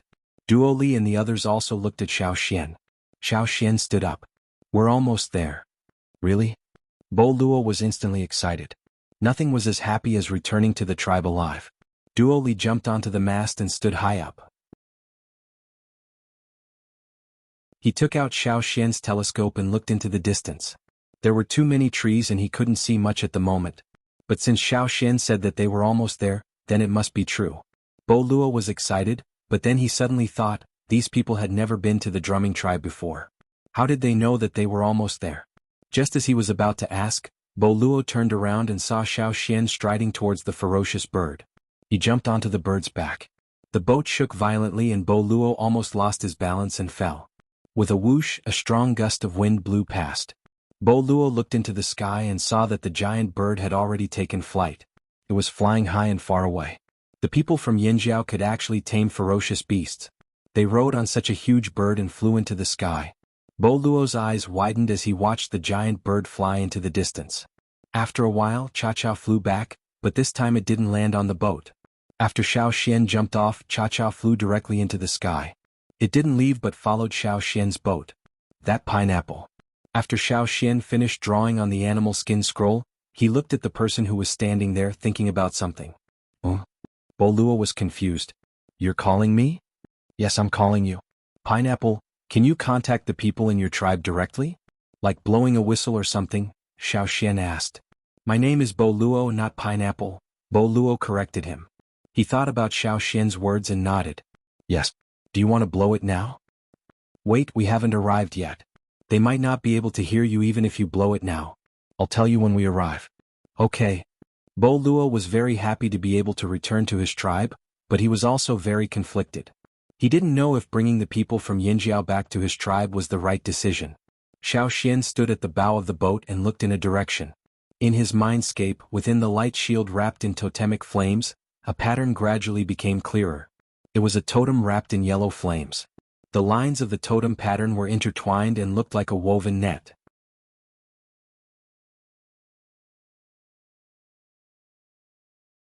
Chapter 639. In the drumming tribe. Houses could be seen everywhere. They had a similar architectural style to the drumming tribe, with wooden pillars as the base. However, the wooden pillars here were taller and thicker. The houses were at least 6 to 7 meters above the ground. The taller ones were even more than 10 meters. Also, these houses were not square. Instead, they were round and pointed. The roofs were covered with brown cloth. The bigger houses were more than 20 meters in diameter, while the smaller houses were less than 4 meters in diameter. Below the houses, there were many nets wrapped around the wooden pillars. These nets were divided into many layers, and each layer had something on it. Some were food, some were clothes, etc. Some of the nets below the houses were very complicated. It looked very messy, but it was just a look. There were people resting inside the nets. The ropes and nets could be used as hammocks for people to lie on, and also for drying items. At this moment, in the center of the drumming tribe in the largest house, the atmosphere was heavy. Is Bo Luo really gone? The person who spoke had messy hair. His clothes were torn in many places as if they had been scratched by tree branches. There were dried blood stains and a fishy smell on his body. His tired eyes were bloodshot and hazy. The muscles on his face twitched and the veins on his arms twitched. It was obvious that he was in a very bad mood, as if he was about to explode at any moment. The person sitting by the door replied, "Yes. When I arrived, I saw Bo Luo being taken away by the beasts." The house was silent again. The air seemed to have frozen for a moment. Actually, Bo Luo might still be alive. In the silence, a voice spoke slowly, dispelling the oppressive atmosphere in the house. The person who spoke was a thin middle-aged man sitting in the innermost part of the room. Although he didn't look old, there was a hint of white in his hair. At this time, his white hair and dark brown hair were intertwined, brown and white. It looked like a checkerboard that was squeezed together in rows, and his hair was longer than his shoulders. "My injuries haven't healed yet, so I can't confirm Bo Luo's location. However, I can feel that he is still alive," said the person. "But he was taken away by the beasts. Where can we find him?" The person sitting near the door was troubled. He looked at the person who was surrounded by an oppressive atmosphere. "Bo Gu, what's your decision?" Bo Gu rubbed his red eyes. He had rushed back continuously and was already exhausted. He didn't expect to hear that his son had been taken away by the beasts the moment he returned. He was angry and sad. But there were too many things he had to face now. What to do? He had no idea either. Even if the people who were captured by the beasts were still alive, they probably wouldn't be able to live for long. With a heavy sigh, Bo Gu was about to say something when he heard the gray-haired person sitting at the innermost part of the table say, This shout was not directed at the people in the room, but he had sensed something else. "What's wrong, shaman?" The people in the room looked over. The brown-haired man didn't say anything. Instead, he looked in a certain direction. Although he couldn't see anything due to the cover of the house, the people in the house knew that there was something unusual going on in that direction. Just as they were puzzled, they suddenly heard a series of whining sounds, which sounded like the cries of some kind of water bird. The voice came from afar. If it was someone with poor hearing, it would be difficult for them to hear it. However, everyone in the room could hear the voice. When the people in the room heard the voice, they raised their eyebrows. Their eyes flashed, and without saying anything, they rushed out of the room. Bo Gu dashed out of the house that was more than 10 meters high. Before he landed, he hooked his hand and used the net rope tied to the wooden frame to slow down his fall. Zeng. Bo Gu's entire body was like a rock that was falling rapidly. Suddenly, he turned into a leaf and landed lightly on the ground. The sound was like a small pebble landing on the grass. It was so small that it was hard to hear. After landing, Bo Gu and the others who came out of the house ran towards the direction of the sound and disappeared in a blink of an eye. After they left, the brown-haired man who was sitting cross-legged in the room slowly walked out and looked towards the river. He was puzzled. Someone from another tribe? At this time, which tribe did they come from? He could sense that the person was definitely not from a nearby tribe. He also didn't know anyone from a tribe. He had never met anyone from another tribe before. Plus, the person who came gave him a very different feeling. It was very different from the people from other tribes he had met before. As for what exactly was different, he couldn't tell. Not long after, someone rushed back to the tribe from afar. As he ran, he shouted, "Bo Luo is back. Bo Luo, that kid is back." Hearing the commotion, the people who came out of their houses started shouting. What? Wasn't Bo Luo taken away by a fearsome beast? Bo Luo is still alive. Where is he? Was he bitten by a fearsome beast? I want to go and see. No, don't run around. If you do, I'll beat you up. Stay in your houses. Ignoring the people who were talking, the person who came back ran directly to the biggest house. Using the net rope tied to the wooden frame, he jumped up as if he was stepping on a staircase. Shaman, someone brought Bo Luo back, the person said. Who? The Gu shaman frowned. Bo Gu said it was someone from Yanjiao. Yanjiao? So fast. The Gu shaman was surprised. Bo Gu just came back from Yanjiao's trading point. He didn't even have time to talk about what happened there, but someone from Yanjiao had already come to the Gu tribe's territory. When Xiao Xian sensed that the Gu tribe was getting closer, he let Bo Luo send a signal. Actually, Bo Luo already felt that the scenery on the shore was familiar. He had been here before when he went hunting. However, he knew that they weren't in the tribe's territory yet, so he didn't blow the whistle. Still, his uneasiness was greatly relieved. When Xiao Xian learned how to let Bo Luo blow the whistle, Bo Luo immediately blew a whistle that only the people of the Gu tribe could understand. The whistle was made from two thumbs placed together. Those who didn't know how to make it would have a hard time blowing it. Even if they did, they wouldn't be able to produce the same rhythm as the Gu tribe's whistle, let alone use this kind of whistle to send simple messages. Now that Bo Luo saw his tribesmen, his anxious heart finally calmed down. When he saw that his father was among the people on the shore, he was so excited that he wanted to jump onto the shore immediately. However, the Yanjiao's boat was still some distance away from the shore. Even though they were sailing close to the shore, it wasn't good to get too close. The water was shallow and dangerous. Most of the people from the Gu tribe were surprised to see these floating houses for the first time. Bo Gu had seen boats before. At the Flaming River trading point, there weren't only Yanjiao boats, there were also other tribes that went to the trading point via the waterway. That was why when he saw Xiao Xian's boat, Bo Gu didn't have much of a reaction. He was only surprised that Yanjiao had boats coming from downstream and arrived so quickly.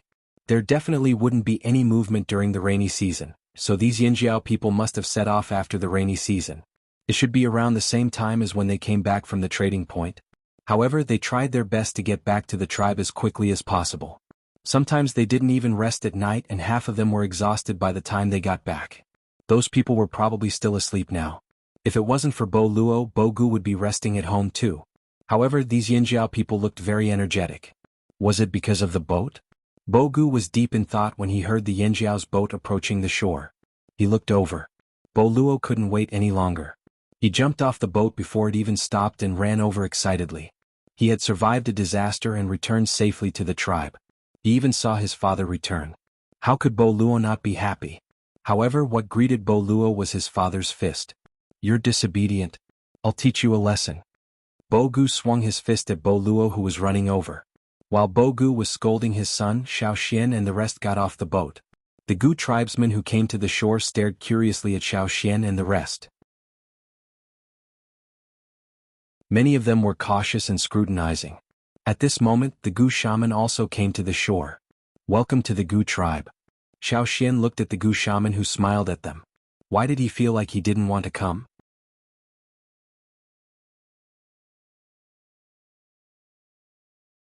Chapter 640. Xiao Xian's intuition was right. The drumming tribesmen were slightly repulsed by them. As for why they didn't express it, it was probably because they were afraid of the Yanjiao tribe. Even though Xiao Xian's group saved Bo Luo, and even though Cha Cha captured him after saving him, they still saved him. However, the drumming tribesmen were very strange.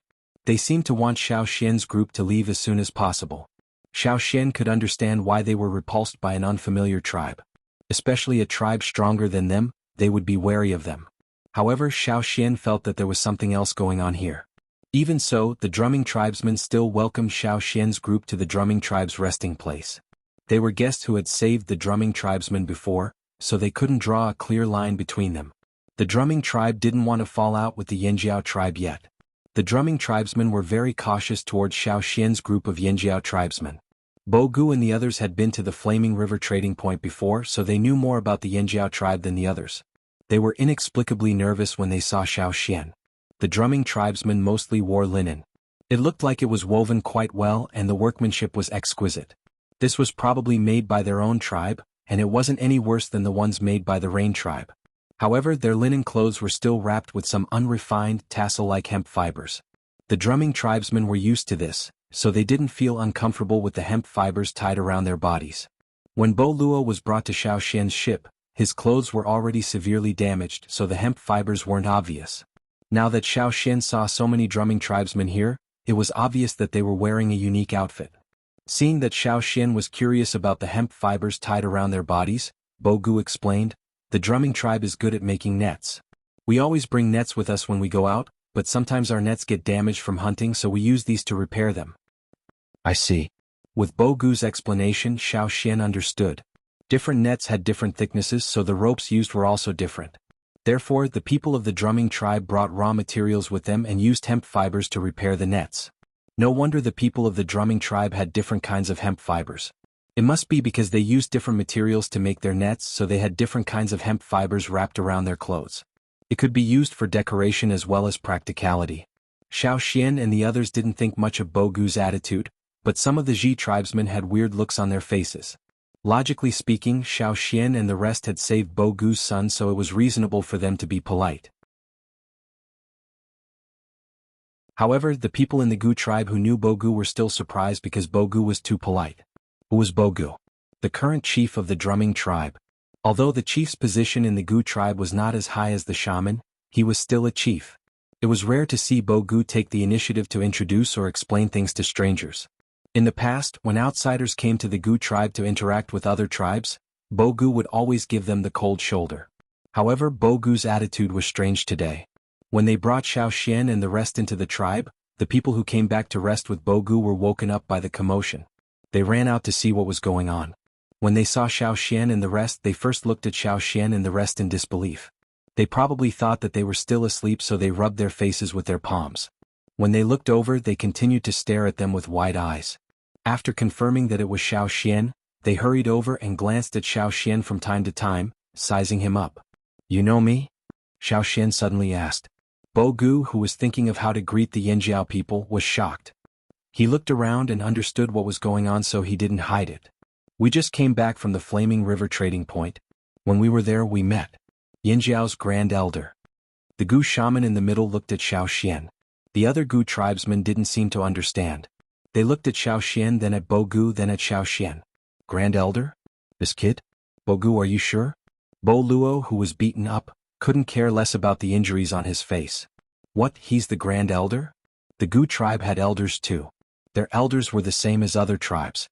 They were either appointed by the previous chief or shaman after they retired, or they were appointed by those who contributed greatly to the tribe. However, this young man Xiao Xian was also an elder? And the Grand Elder? And the Yanjiao's Grand Elder? They couldn't accept it all at once. No wonder Bo Gu was so polite to this kid. This must be the reason. The others had their own guesses, but Bo Gu and the others who had been to the Flaming River trading point knew that the Yanjiao's Grand Elder had a special status. The Yanjiao tribesmen seemed to respect this young Grand Elder. Plus, when Bo Gu asked around at the trading point, he found out that not only the Yanjiao tribesmen, but many other tribes were also wary of this Grand Elder. When they talked about this Yanjiao's Grand Elder, it was as if they had met a ferocious beast. Xiao Xian brought 100 people into the Gu tribe while the other 100 guarded the boats by the river. The Gu tribe had more than 3,000 people. Although this number couldn't be compared to Yanjiao's 20,000 people, it was considered a good number among the smaller tribes. The Gu tribe didn't lack food either. Fresh wild beast meat was enough to fill their stomachs. In order to welcome and thank Xiao Xian and the others for saving Bo Luo, the Gu tribe held a feast in the afternoon. It wasn't a feast to show off their wealth, just a normal welcome feast. They roasted meat over a fire and cooked soup in a clay pot. During this time, the Gu shaman even talked to Xiao Xian and the others. He mainly asked about Xiao Xian and the others' purpose for coming here. When he found out that Xiao Xian and the others were just taking a stroll along the Flaming River, the Gu shaman heaved a sigh of relief. He didn't show it on his face, but Xiao Xian could feel it. The Gu tribesmen were courteous, but overall, they seemed to want them to leave as soon as possible. The Gu shaman took the initiative to tell Xiao Xian about the tribes further downstream. He even mentioned that there was a tribe downstream that produced beautiful beads. This interested the Yanjiao tribesmen, especially Duo Li. His eyes lit up when he heard this. "What kind of bead?" Duoli asked. The Gu shaman took out a bead the size of a thumbnail from his pocket. Cat's eye stone? Xiaoxian was surprised. He took the bead and examined it closely. It didn't look like it was made by humans. It looked more like it was formed naturally. However, these beads looked slightly murky and the eye in the middle was a little dim. This was enough to make Duo Li and the others, who came from the other side of the sea, interested. On the other side of the sea, because the slave masters liked all kinds of beautiful gemstones, these stones that couldn't be made into weapons were often more expensive than grains or animal hides. Seeing that the Yinjiao tribesmen were so interested in these beads, the Gu shaman's smile deepened. After the afternoon meal, the sky darkened. The Gu tribesmen began to head back to their homes. Xiaoxian and the others didn't stay in the house the Gu tribe arranged for them.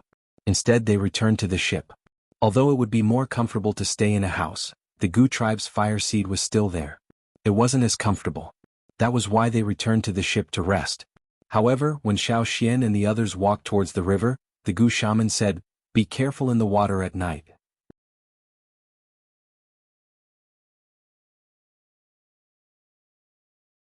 Chapter 641. The shaman's words alerted the Yinjiao people. The Gu tribesmen had told them that the river was dangerous, that there might be strange fish or something else. Several Gu tribesmen had disappeared from the river before, and there were more and more beasts in the forest. Xiaoxian's group would sometimes rest at the bank at night, and they'd encountered some trouble, but it was nothing compared to the beasts in the forest. But this time Xiaoxian didn't dare to be careless. The Gu tribesmen couldn't find the reason for their loss, and they didn't want to die without knowing anything. "The night watchers will be on high alert at night," Xiaoxian said to them after returning to the boat. After Xiaoxian's group left, the Gu tribesmen stopped adding firewood to the fire on the grass, and waited for the fire to go out. Gusts of wind blew, and the firewood in the fire flickered with red light. In the shaman's house, other than the shaman, there were 10 other people. They were all important figures in the Gu tribe, including Bo Gu and the elders of the tribe. There was a glowing water moonstone in the house. For tribes like them who built their houses on the ground, they used glowing stones to light up their houses at night and not firewood. Using firewood or torches could easily set the house on fire. Other than the water moonstone, there were other stones, but the water moonstone was more commonly used. They traded for it through other people. "Shaman, do you think the Yinjiao people noticed something?" someone asked. "It's better if they noticed, maybe they'll leave immediately." But the Gu tribesman's eyes were closed and no one could see his expression. "What if they don't leave and stay here for a few more days?" that person asked again. "Then there's no other way. Didn't they say the Yinjiao people are very strong and can hunt beasts? If they help. How do you know the Yinjiao people will help us? What if they take the opportunity to do something else or steal our things? What should we do?" an elder asked worriedly. "I don't think so," Bo Gu said. "This trip to the Flaming River trading point has allowed me to see many things that I've never seen before. As for the Yinjiao tribe, I don't think they'll steal our things." "That's just what you think. Who knows if Yinjiao will take advantage of the chaos to rob us, or secretly attack us. Although there are only 200 of them, everyone should know that they aren't easy to deal with. Besides, there's also Yinjiao's Grand Elder." The old man became even more worried. Yinjiao's Great Elder is a bit strange. The shaman of the drumming tribe was confused when he heard them mention the Great Elder of Yinjiao. He always felt that the Great Elder of Yinjiao was different from the others. No, everyone in Yinjiao was different from the tribesmen he had seen. The only difference was that the Great Elder of Yinjiao was different. It doesn't matter if Yinjiao leaves or not. What we need to do now is to prevent more and more beasts from attacking our tribe. Speaking of this, the shaman of the drumming tribe suddenly emitted a murderous aura, like a net full of sharp blades. His sharp eyes looked into the darkness outside the house, as if he wanted to pierce through the darkness and find the hidden figure. The night deepened. Although the moon cast a faint silver glow over the night sky, it was still mostly dark under the forest. The forest was very dense. The trees near the drumming tribe's resting place were taller than their houses. The branches stretched out and blocked the moonlight, casting large shadows on the rounded roofs. The noise in the tribe gradually quieted down. Some people fell asleep while others kept their eyes open, listening to the sounds outside. In the forest, the guards were hidden, almost blending into the night. Even their breaths seemed to synchronize with the night breeze. On the boat by the river, the night watchers stared at the surface of the river while the people in the cabin rested. The flaming river's water was swept by the night breeze, crashing against the shore in waves. When the water hit the rocks, it made splashing sounds. The boat swayed slightly on the surface of the river, making creaking sounds. Xiao Xian was sleeping with his eyes closed. He suddenly opened his eyes, got off his bed and walked out of the cabin. The night watchers saw Xiao Xian come out, so they quickly asked, "Grand Elder, did you notice something?" "What did you find?" Xiao Xian asked. The night watchers looked at each other and thought for a while, then said, "I just feel that something is not right. There was a noise in the forest just now, it should be from the drumming tribe. Maybe a beast fell into the drumming tribe's trap and there was a short fight. But the beast probably ran away and there's no movement now. The river is not calm either. But we can't tell exactly where." The people Xiao Xian brought out were all experienced hunters. Their instincts were very sharp. Although they might not be very accurate, they could still sense the general situation. "What's wrong?" Tuo walked out of the cabin and looked around. He suddenly said, "The river is very quiet." The night watchers said that the river was not calm, but Tuo said that it was very quiet. This was not contradictory. It was because of this silence that it seemed strange. In the past, even at night, there would be fish floating on the surface of the river from time to time. The fish's tail would stir the water and make a sound. Some would even jump and then fall into the water and make a splash.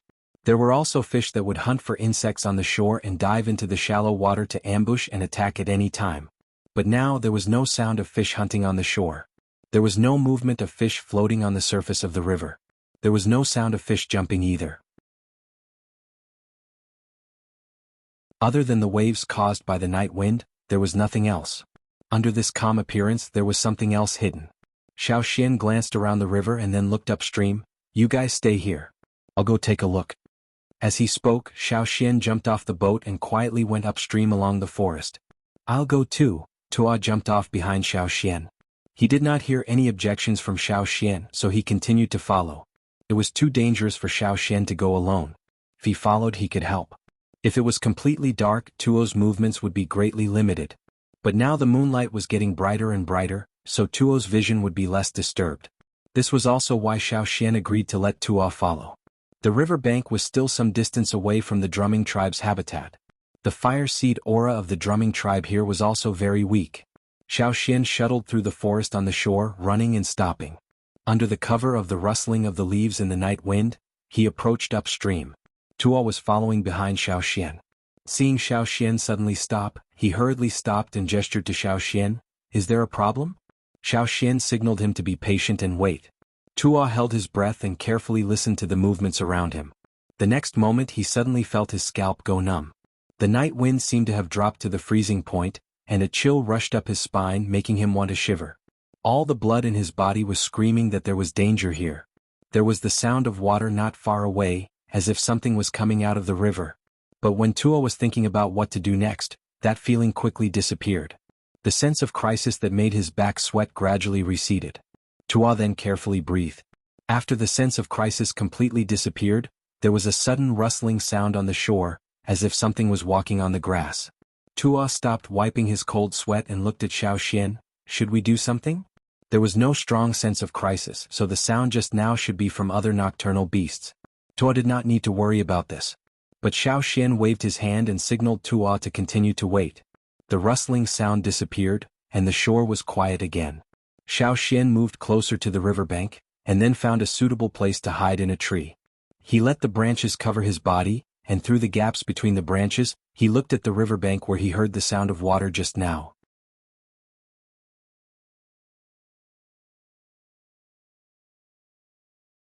Chapter 642. Xiao Xian and Tuo kept staring at the river. Tuo Xiang was a little further away from the river than Xiao Xian. He knew the shortest distance he could get. If he got any closer, he might expose himself when that thing appeared again. Therefore he didn't dare to take the risk. After hunting for so many years, he knew where the safe zone was for him to face different kinds of ferocious beasts. He didn't dare to take the risk. Sounds came from the direction of the drumming tribe. It seemed that the drumming tribe's patrols had encountered a ferocious beast, but that didn't draw Xiao Xian's attention. He still stared at the river. After about an hour, the area quieted down again with a slight sound of insects. "It's coming." Xiao Xian and Tuo Du, who were hiding in the trees, felt their hearts tighten. Every pore on their body was forced to close, not letting out a trace of breath. Even if the wind could hide their scent better, in addition to smell, there were also people's aura and power fluctuations. They knew what kind of danger they were about to face, so they didn't dare to be careless. There was the sound of moving water. It seemed that something in the river was swimming towards the shore. The exposed part of the river had traces of water, reflecting the moonlight. Xiao Xian looked over and saw a strange shape on the surface of the river under the moonlight. For a moment he couldn't tell what it was. He only knew that it should be a big guy because behind the exposed part, there were long water ripples on the surface of the river. Perhaps it was the back of the thing in the water that caused the ripples. Xiao Xian estimated that it was about 10 meters long. As for the part that couldn't be seen and didn't have obvious water ripples, Xiao Xian didn't know for the time being. He didn't dare to look over there recklessly. Smart, fearsome beasts were very sensitive to sight. Xiao Xian paused and looked over from another angle. This time Xiao Xian was really shocked. The river and leaves had disappeared. Only the stones and branches showed different shades of gray. The world seemed to have shed its skin, leaving only a faint shape and an obvious skeleton. On the other side, a huge beast skeleton was approaching. How big was it? Xiao Xian couldn't be sure, but judging from its bones, it was more than 20 meters long. Just by looking at its skeleton, it looked like an elongated lizard. However, its neck was much longer than a lizard's, so much so that its head was above the surface of the water while its body was completely underwater.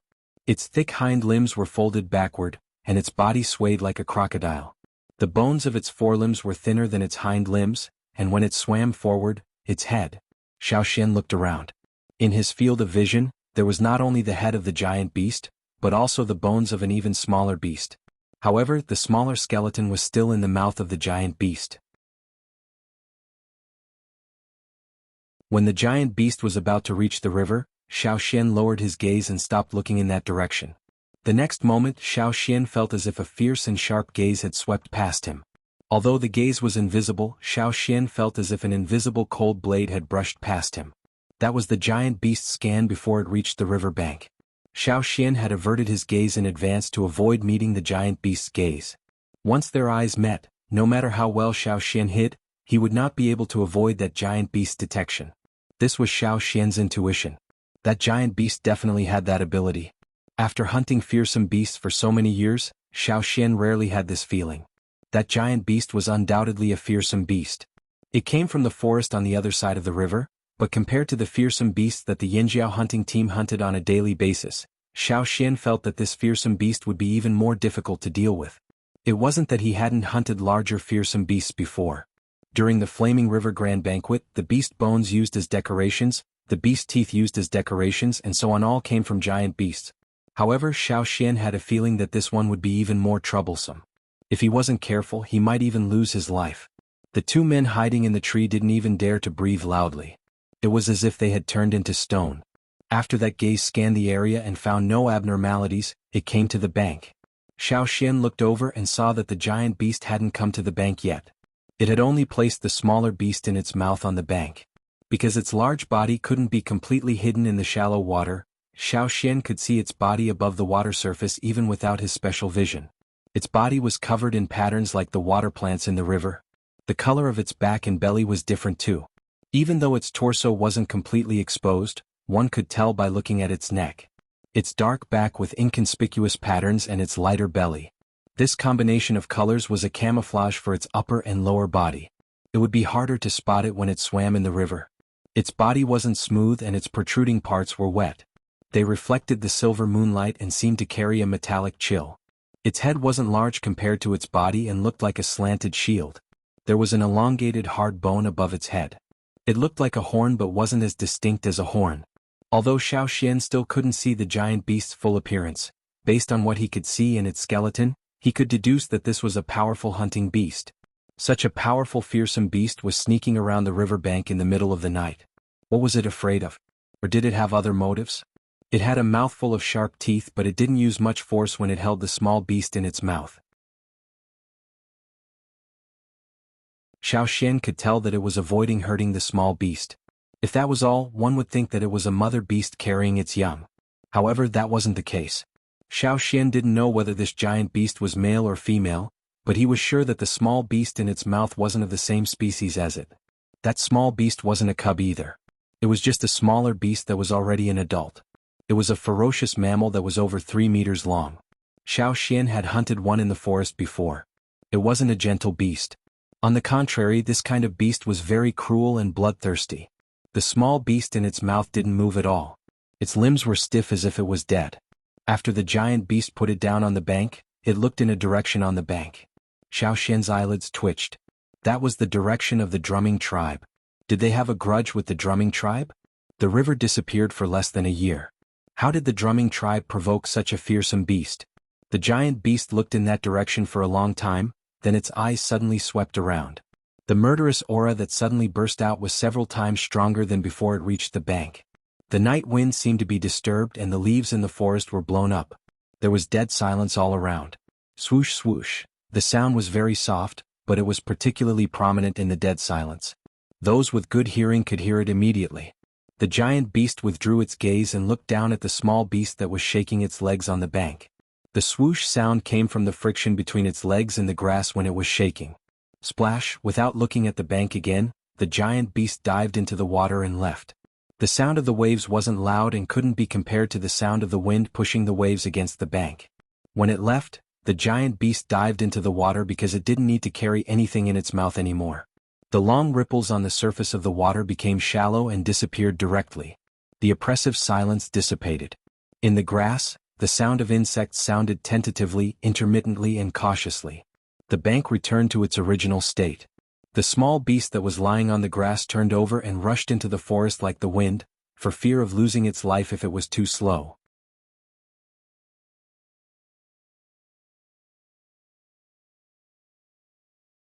Chapter 643. When Xiao Xian and Tuo returned to the boat, they were carrying the small beast that the giant beast had brought over. It wanted to escape from the giant beast's mouth, but it was killed by Xiao Xian. Brother Xian, you went out to hunt at night? Guang Duoli and the others had woken up. For some reason they couldn't sleep that night and felt uneasy. When they came out and heard that Xiao Xian and Tuo had gone out to investigate, they didn't go back to the cabin to sleep but waited outside. You brought this back just to eat? I'm hungry, hee. Duoli's hee was halfway through when he stared at the beast that Xiao Xian had thrown over as if someone was strangling his throat. The night watchers also came over and saw the teeth marks on the beast's body. Although the giant beast didn't bite the beast directly, it had brought it over from the other side of the river, so it was inevitable that there would be teeth marks left on the beast. The Yanjiao people were all too familiar with beasts, so even if the teeth marks weren't deep they could roughly guess. Kuan Tu reached out and gestured at the shallow marks on the beast. It's a big guy. I'm curious why this small one wasn't hurt. I'm curious too. Tuo exhaled deeply as if expelling all the tension from his lungs. Kuan Tu glanced at Tuo and pointed at his mouth in confusion. What's wrong with you? Tuo raised his hand and wiped his mouth. There were still traces of blood. The corner of his mouth twitched. I was scared. When the giant beast looked at him before it left, Tuo tried his best to stay calm. All the hair on his body stood on end, and he clenched his teeth so hard that his gums bled. However, because his mouth was tightly shut, the blood didn't flow out. It only flowed out after he relaxed. As soon as the giant beast left, the closed pores all over his body opened as his body relaxed. In just a few breaths, Tuo was covered in a layer of sweat. His back was still wet. I was scared to death. Tuo told them what he had seen. He didn't see as clearly as Xiao Xian, but he could still roughly describe the situation. Brother Xian, what do we do with this one? Guang gestured at the beast with his knife. Do we eat it? No, let's keep it. I'll bring it to the drumming tribe tomorrow to talk to them. Xiao Xian said. What do you want to talk to them about? Don't they want us to leave as soon as possible? Duo Li was reluctant. He was interested in the beautiful beads that the shaman of the drumming tribe had mentioned, but he also noticed that the shaman of the drumming tribe was trying to drive him away. I want to know too, how did the drumming tribe in such a big way? Xiao Xian couldn't figure it out. Moreover, the people of the drumming tribe didn't seem to want their help. They didn't even want others to know about this. That night, the atmosphere by the river was very strange. Although Xiao Xian and Tuo had already left, they knew that the giant beast was still moving. It didn't stop moving the beads. It wasn't until dawn that the tense atmosphere relaxed. Fish started swimming around the river. The beast that Xiao Xian killed did not know how to swim, and the giant beast had brought them here for other reasons. The drumming tribe must have known the answer to that. The next day, Xiao Xian only brought a dozen people to the drumming tribe. They carried the beast they killed last night. Is your chief here? I need to talk to him. Xiao Xian asked the people guarding outside the drumming tribe. The other party didn't expect the Yinjiao people to come again. They didn't dare to delay. The Yinjiao tribe was bigger than theirs. After reporting to the tribe, the other party came back and brought Xiao Xian's group to Bogu's house. The beast Xiao Xian was carrying attracted a lot of attention. Although to Xiao Xian's group, it was just a small prey, but in this place where even fearsome beasts were hard to come by, this beast was already very eye-catching. They had never seen such a beast before, not to mention how easily Xiao Xian carried it. It was as if he wasn't carrying a 3-meter-long beast, but a small piece of clothing. The rumors of the Yinjiao people being strong were true. Some people thought to themselves. Bogu frowned when he saw the beast Xiao Xian was carrying. However, he still spoke politely. Were you all okay last night? Where did you hunt this beast? I hunted it last night. Xiao Xian threw the beast on his shoulder in front of Bogu and didn't say much.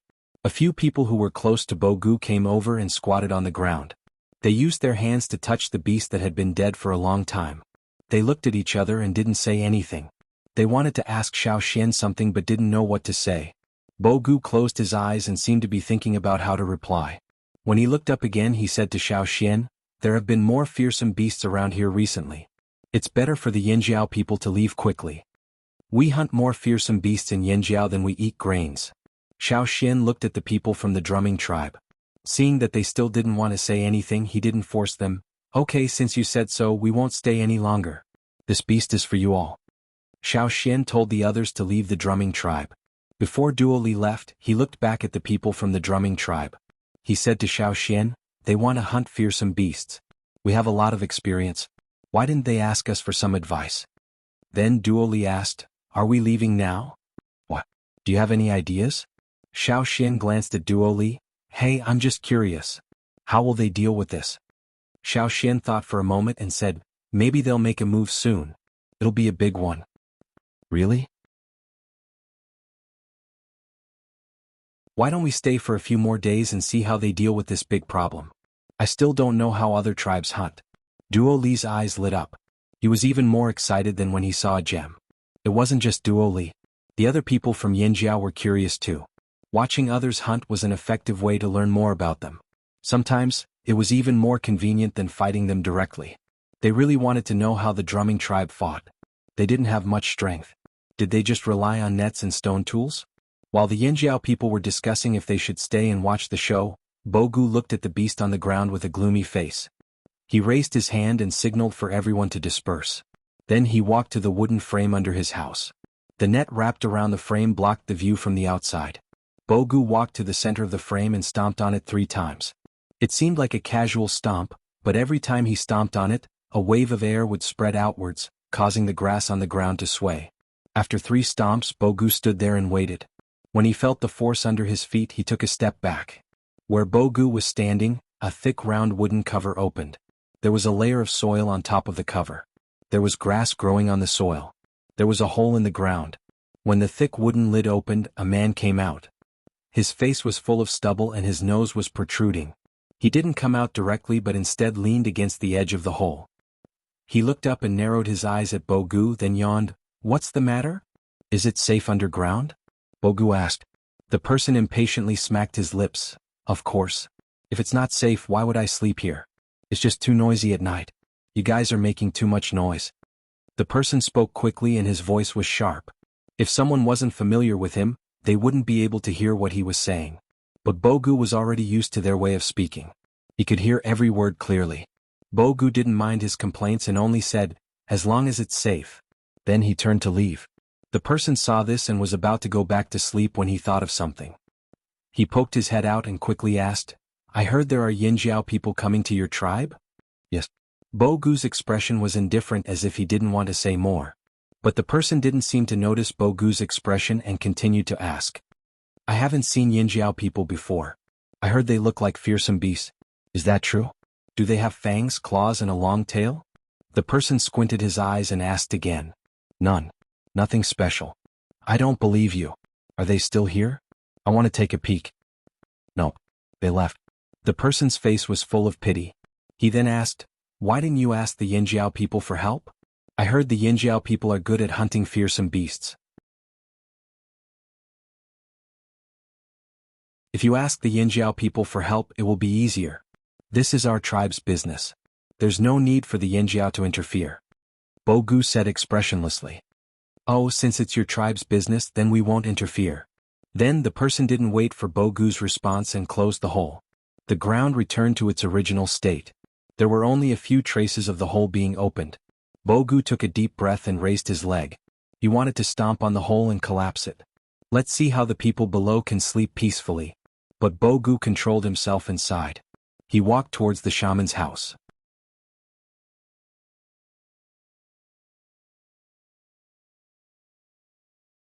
Chapter 644. Xiao Xian and the rest didn't stay at the Gu tribe for long. It was obvious that the Gu tribe was on guard against them. Grand Elder, are we really leaving like this? Kuan Tu looked back at the Gu tribe after boarding the boat. He wanted to see what the Gu tribe was going to do next. There's no point in us staying here. The Gu tribe won't make a move because of us. Xiao Xian gestured to the people behind him to get ready to depart. Plus, I feel like the Gu tribe is preparing for something big. Something big? What big operation? Duo Li and the rest who were whispering turned to look at Xiao Xian. How would I know? Xiao Xian said and continued to work on the map. The sails were raised and the two boats on the shore creaked as they left the shore and continued down the flaming river. Although the boats left, the people on the boats were distracted and kept looking in the direction of the Gu tribe. Their understanding of the drumming tribe was limited, and they knew that there were many things they hadn't seen yet. Especially when they heard Xiao Xian say that the drumming tribe would soon take action, they were all itching to speak. They wanted to go back and see what the drumming tribe would do, but they didn't dare to say it out loud. Sigh. Duo Li scratched his head and went to sleep. It was his turn to keep watch tonight. After the two Yinjiao boats left, a few figures came back from the forest. Yinjiao left? Bogu asked the person who just came back. Yes, they left. I saw them leave with my own eyes before I came back, said the person who just came back. If that's the case, we should make a move too. Bogu's face was filled with determination. Since he decided not to let Yinjiao interfere, there was no need to regret it now. Tell everyone to get ready. Bogu walked towards the shaman's house and told him that Yinjiao had left. The shaman closed the door to his house after Bogu told him about Yinjiao's movements. He was the only one left in the house. The Gu tribe's fire seed was very close to his house. He could see the fire pit burning from the window. Facing the direction of the fire pit, the Gu shaman sat down cross-legged and closed his eyes. He raised his hand and accurately reached into a wooden tray that had been prepared beforehand. He dipped his right thumb into the viscous black paint and dropped it onto a piece of linen cloth in front of him. The linen cloth wasn't big, only about half a meter square. After the shaman touched the cloth, he started to draw a simple abstract shape on the cloth. As the drawing was completed, it could be seen that the Gu which had drawn a standing figure on the linen cloth. The figure had both arms outstretched, with one arm raised and the other hanging down slightly, as if he was about to throw something. And next to the person was a net. After drawing the pattern, the Gu shaman did not retract his hand. Instead, he placed his thumb in the middle of the net and closed his eyes. After a while, the Gu shaman retracted his finger, opened his eyes and stared at the direction of the fire pit. After a while, he retracted his gaze and walked to a room in the house. That was where the ancestral records were kept. Different from the animal skin scrolls used by other tribes, the Gu tribe used cloth to record things. They used their own techniques to weave cloth with unique patterns. The cloth was processed from the material to the crafting. It was different from the usual cloth. Even after thousands of years, it still retained its original softness. The shaman didn't look at anything else. Instead, he walked to a short table. There was a scroll on the table. He found this scroll when Bogu left and would look at it every day. Opening the scroll, the shaman looked at the drawing on it and sighed. In this part of the scroll, there was an abstract drawing of a giant beast and some people pulling a net to hunt. For it to be recorded and passed down to the future generations, there must be a great meaning behind it. The hunt recorded must be a great one. If Xiao Xian was here, he would definitely notice that the giant beast drawn on the scroll was very similar to the giant beast he saw at the riverbank that night. Even if it was just an abstract drawing without any painting skills, as long as he saw it, he would associate it with the giant beast he saw that night. But this scroll was left behind by the Gu tribe's ancestors 1,000 years ago. 1,000 years ago, before the disaster, before the river was formed, the land of the fearsome beasts was connected to this place. The Gu shaman sighed again and closed the scroll. The moment the scroll was completely closed, All of the Gu shaman's emotions and worries turned into a resolute killing intent. It's been 1,000 years, it's time to end this. Xiao Xian was very confused when he saw the giant beast at the riverbank. He didn't know how the Gu tribe provoked such a fearsome beast. After all, the river only disappeared after the disaster last year. Even if the flaming river couldn't stop all the fearsome beasts, it shouldn't have attracted such a strong beast that lived deep in the forest. Moreover, this ferocious beast deliberately created trouble for the drumming tribe by transporting the ferocious carnivorous beasts that could not swim across the river one by one. It was a strong and cunning fearsome beast, but it was overly cautious. The truth was, this grudge was formed 1,000 years ago. Before the disaster, the two sides of the flaming river were connected. The tribes living here often came into contact with fearsome beasts. The scroll that the Gu shaman took out recorded the hunt that took place 1,000 years ago. Back then, the ancestors of the Gu tribe had their eyes on the fearsome beast and set up a hunting net to hunt it down. Unfortunately, the beast left in the end. Not long after, the disaster of heaven and earth arrived. A huge crack appeared, and the dangerous river and the giant beasts that had never existed here before appeared one after another, cutting off the giant beasts on the other side of the river. All the tribes on this side of the river ushered in a new life with almost no ferocious beasts for nearly 1,000 years. This was because the ferocious beasts on this side of the river were hunted down one after another, but no more ferocious beasts crossed the river to this side. Now, the barrier was broken and the fearsome beast that bore a grudge for 1,000 years appeared again. 1,000 years had passed. The ancestors of the drumming tribe who hunted the beast had long passed away, but the giant beast was still alive. It was even stronger and smarter. It was also a beast that could grow endlessly. As long as it was alive, it could continue to grow. Now, it still remembered that its claws were chopped off and came back for revenge. Why was it so cautious? Even if it was much stronger than before, it was still cautious. Even after 1,000 years, it would still instinctively feel fear when it sensed the aura of the Gu tribe's fire seed. After all, it was almost caught by the ancestors of the Gu tribe and even had half of its claws chopped off. Not everyone in the Gu tribe knew about this secret. Only a few knew because they didn't want to cause panic. After all, they hadn't encountered fearsome beasts for many years. The Gu shaman was worried that this would cause panic in the tribe. The fearsome beast wouldn't make any big moves in a short period of time, so the Gu shaman decided to wait for Bo Gu's return. At that time, Bo Gu was on his way back from the Flaming River trading point, so Bo Luo naturally didn't know the truth. If Bo Gu was in the tribe at that time, even if he didn't tell his son everything, he would have hinted at him and stopped him from going to the river. When Bo Gu returned, some of the core members of the tribe also knew the truth. However, from today onwards, the Gu shaman would tell every Gu tribe member about the fearsome beast's origins. As for why he didn't let Yinjiao interfere, it was because the Gu shaman felt that this was the Gu tribe's own business. This involved the ancestors of the Gu tribe, so it was their responsibility to complete the unfinished task left behind by their ancestors. The person who left behind that note was the Gu shaman of that generation. After he drew the scroll, he left behind a sentence at the end: "If you encounter it, kill it." Back then, the shaman of the Gu tribe probably felt that the fearsome beast was a threat to their tribe. Unfortunately, the disaster brought about a natural barrier in front of them and stopped them from completely solving the problem. Knock, knock, knock. Someone knocked on the door, pulling the shaman back from his thoughts. From this rhythm and strength, the shaman knew who it was. Even if he didn't hear the voice, he knew who it was. He could sense every Gu tribesman. There was a reason why shamans were so important in the Gu tribe. "Come in." The murderous intent in the shaman's eyes faded as he walked out of the room calmly. It was the chief of the Gu tribe, Bo Gu. He knew that the shaman should have made his decision by now. Before every hunt, the shaman would perform a divination to decide if and when to hunt. Sometimes he would even decide which beasts to hunt and how to hunt. Bo Gu was here to find out the answer to the shaman's divination. "Shaman, how is it?" Bo Gu asked. 3 days later. The answer was concise. "Understood. I will send those who can't participate away in 2 days." You're tuning in to the Han Li's Wuxia Adventures YouTube channel. We're so grateful for your support, and don't forget to subscribe to join us on this incredible journey through captivating stories. Your generosity through donations truly makes a world of difference, as it's the primary source of revenue that allows me to expand and enhance this channel for you. Thank you from the bottom of my heart for being a part of this adventure.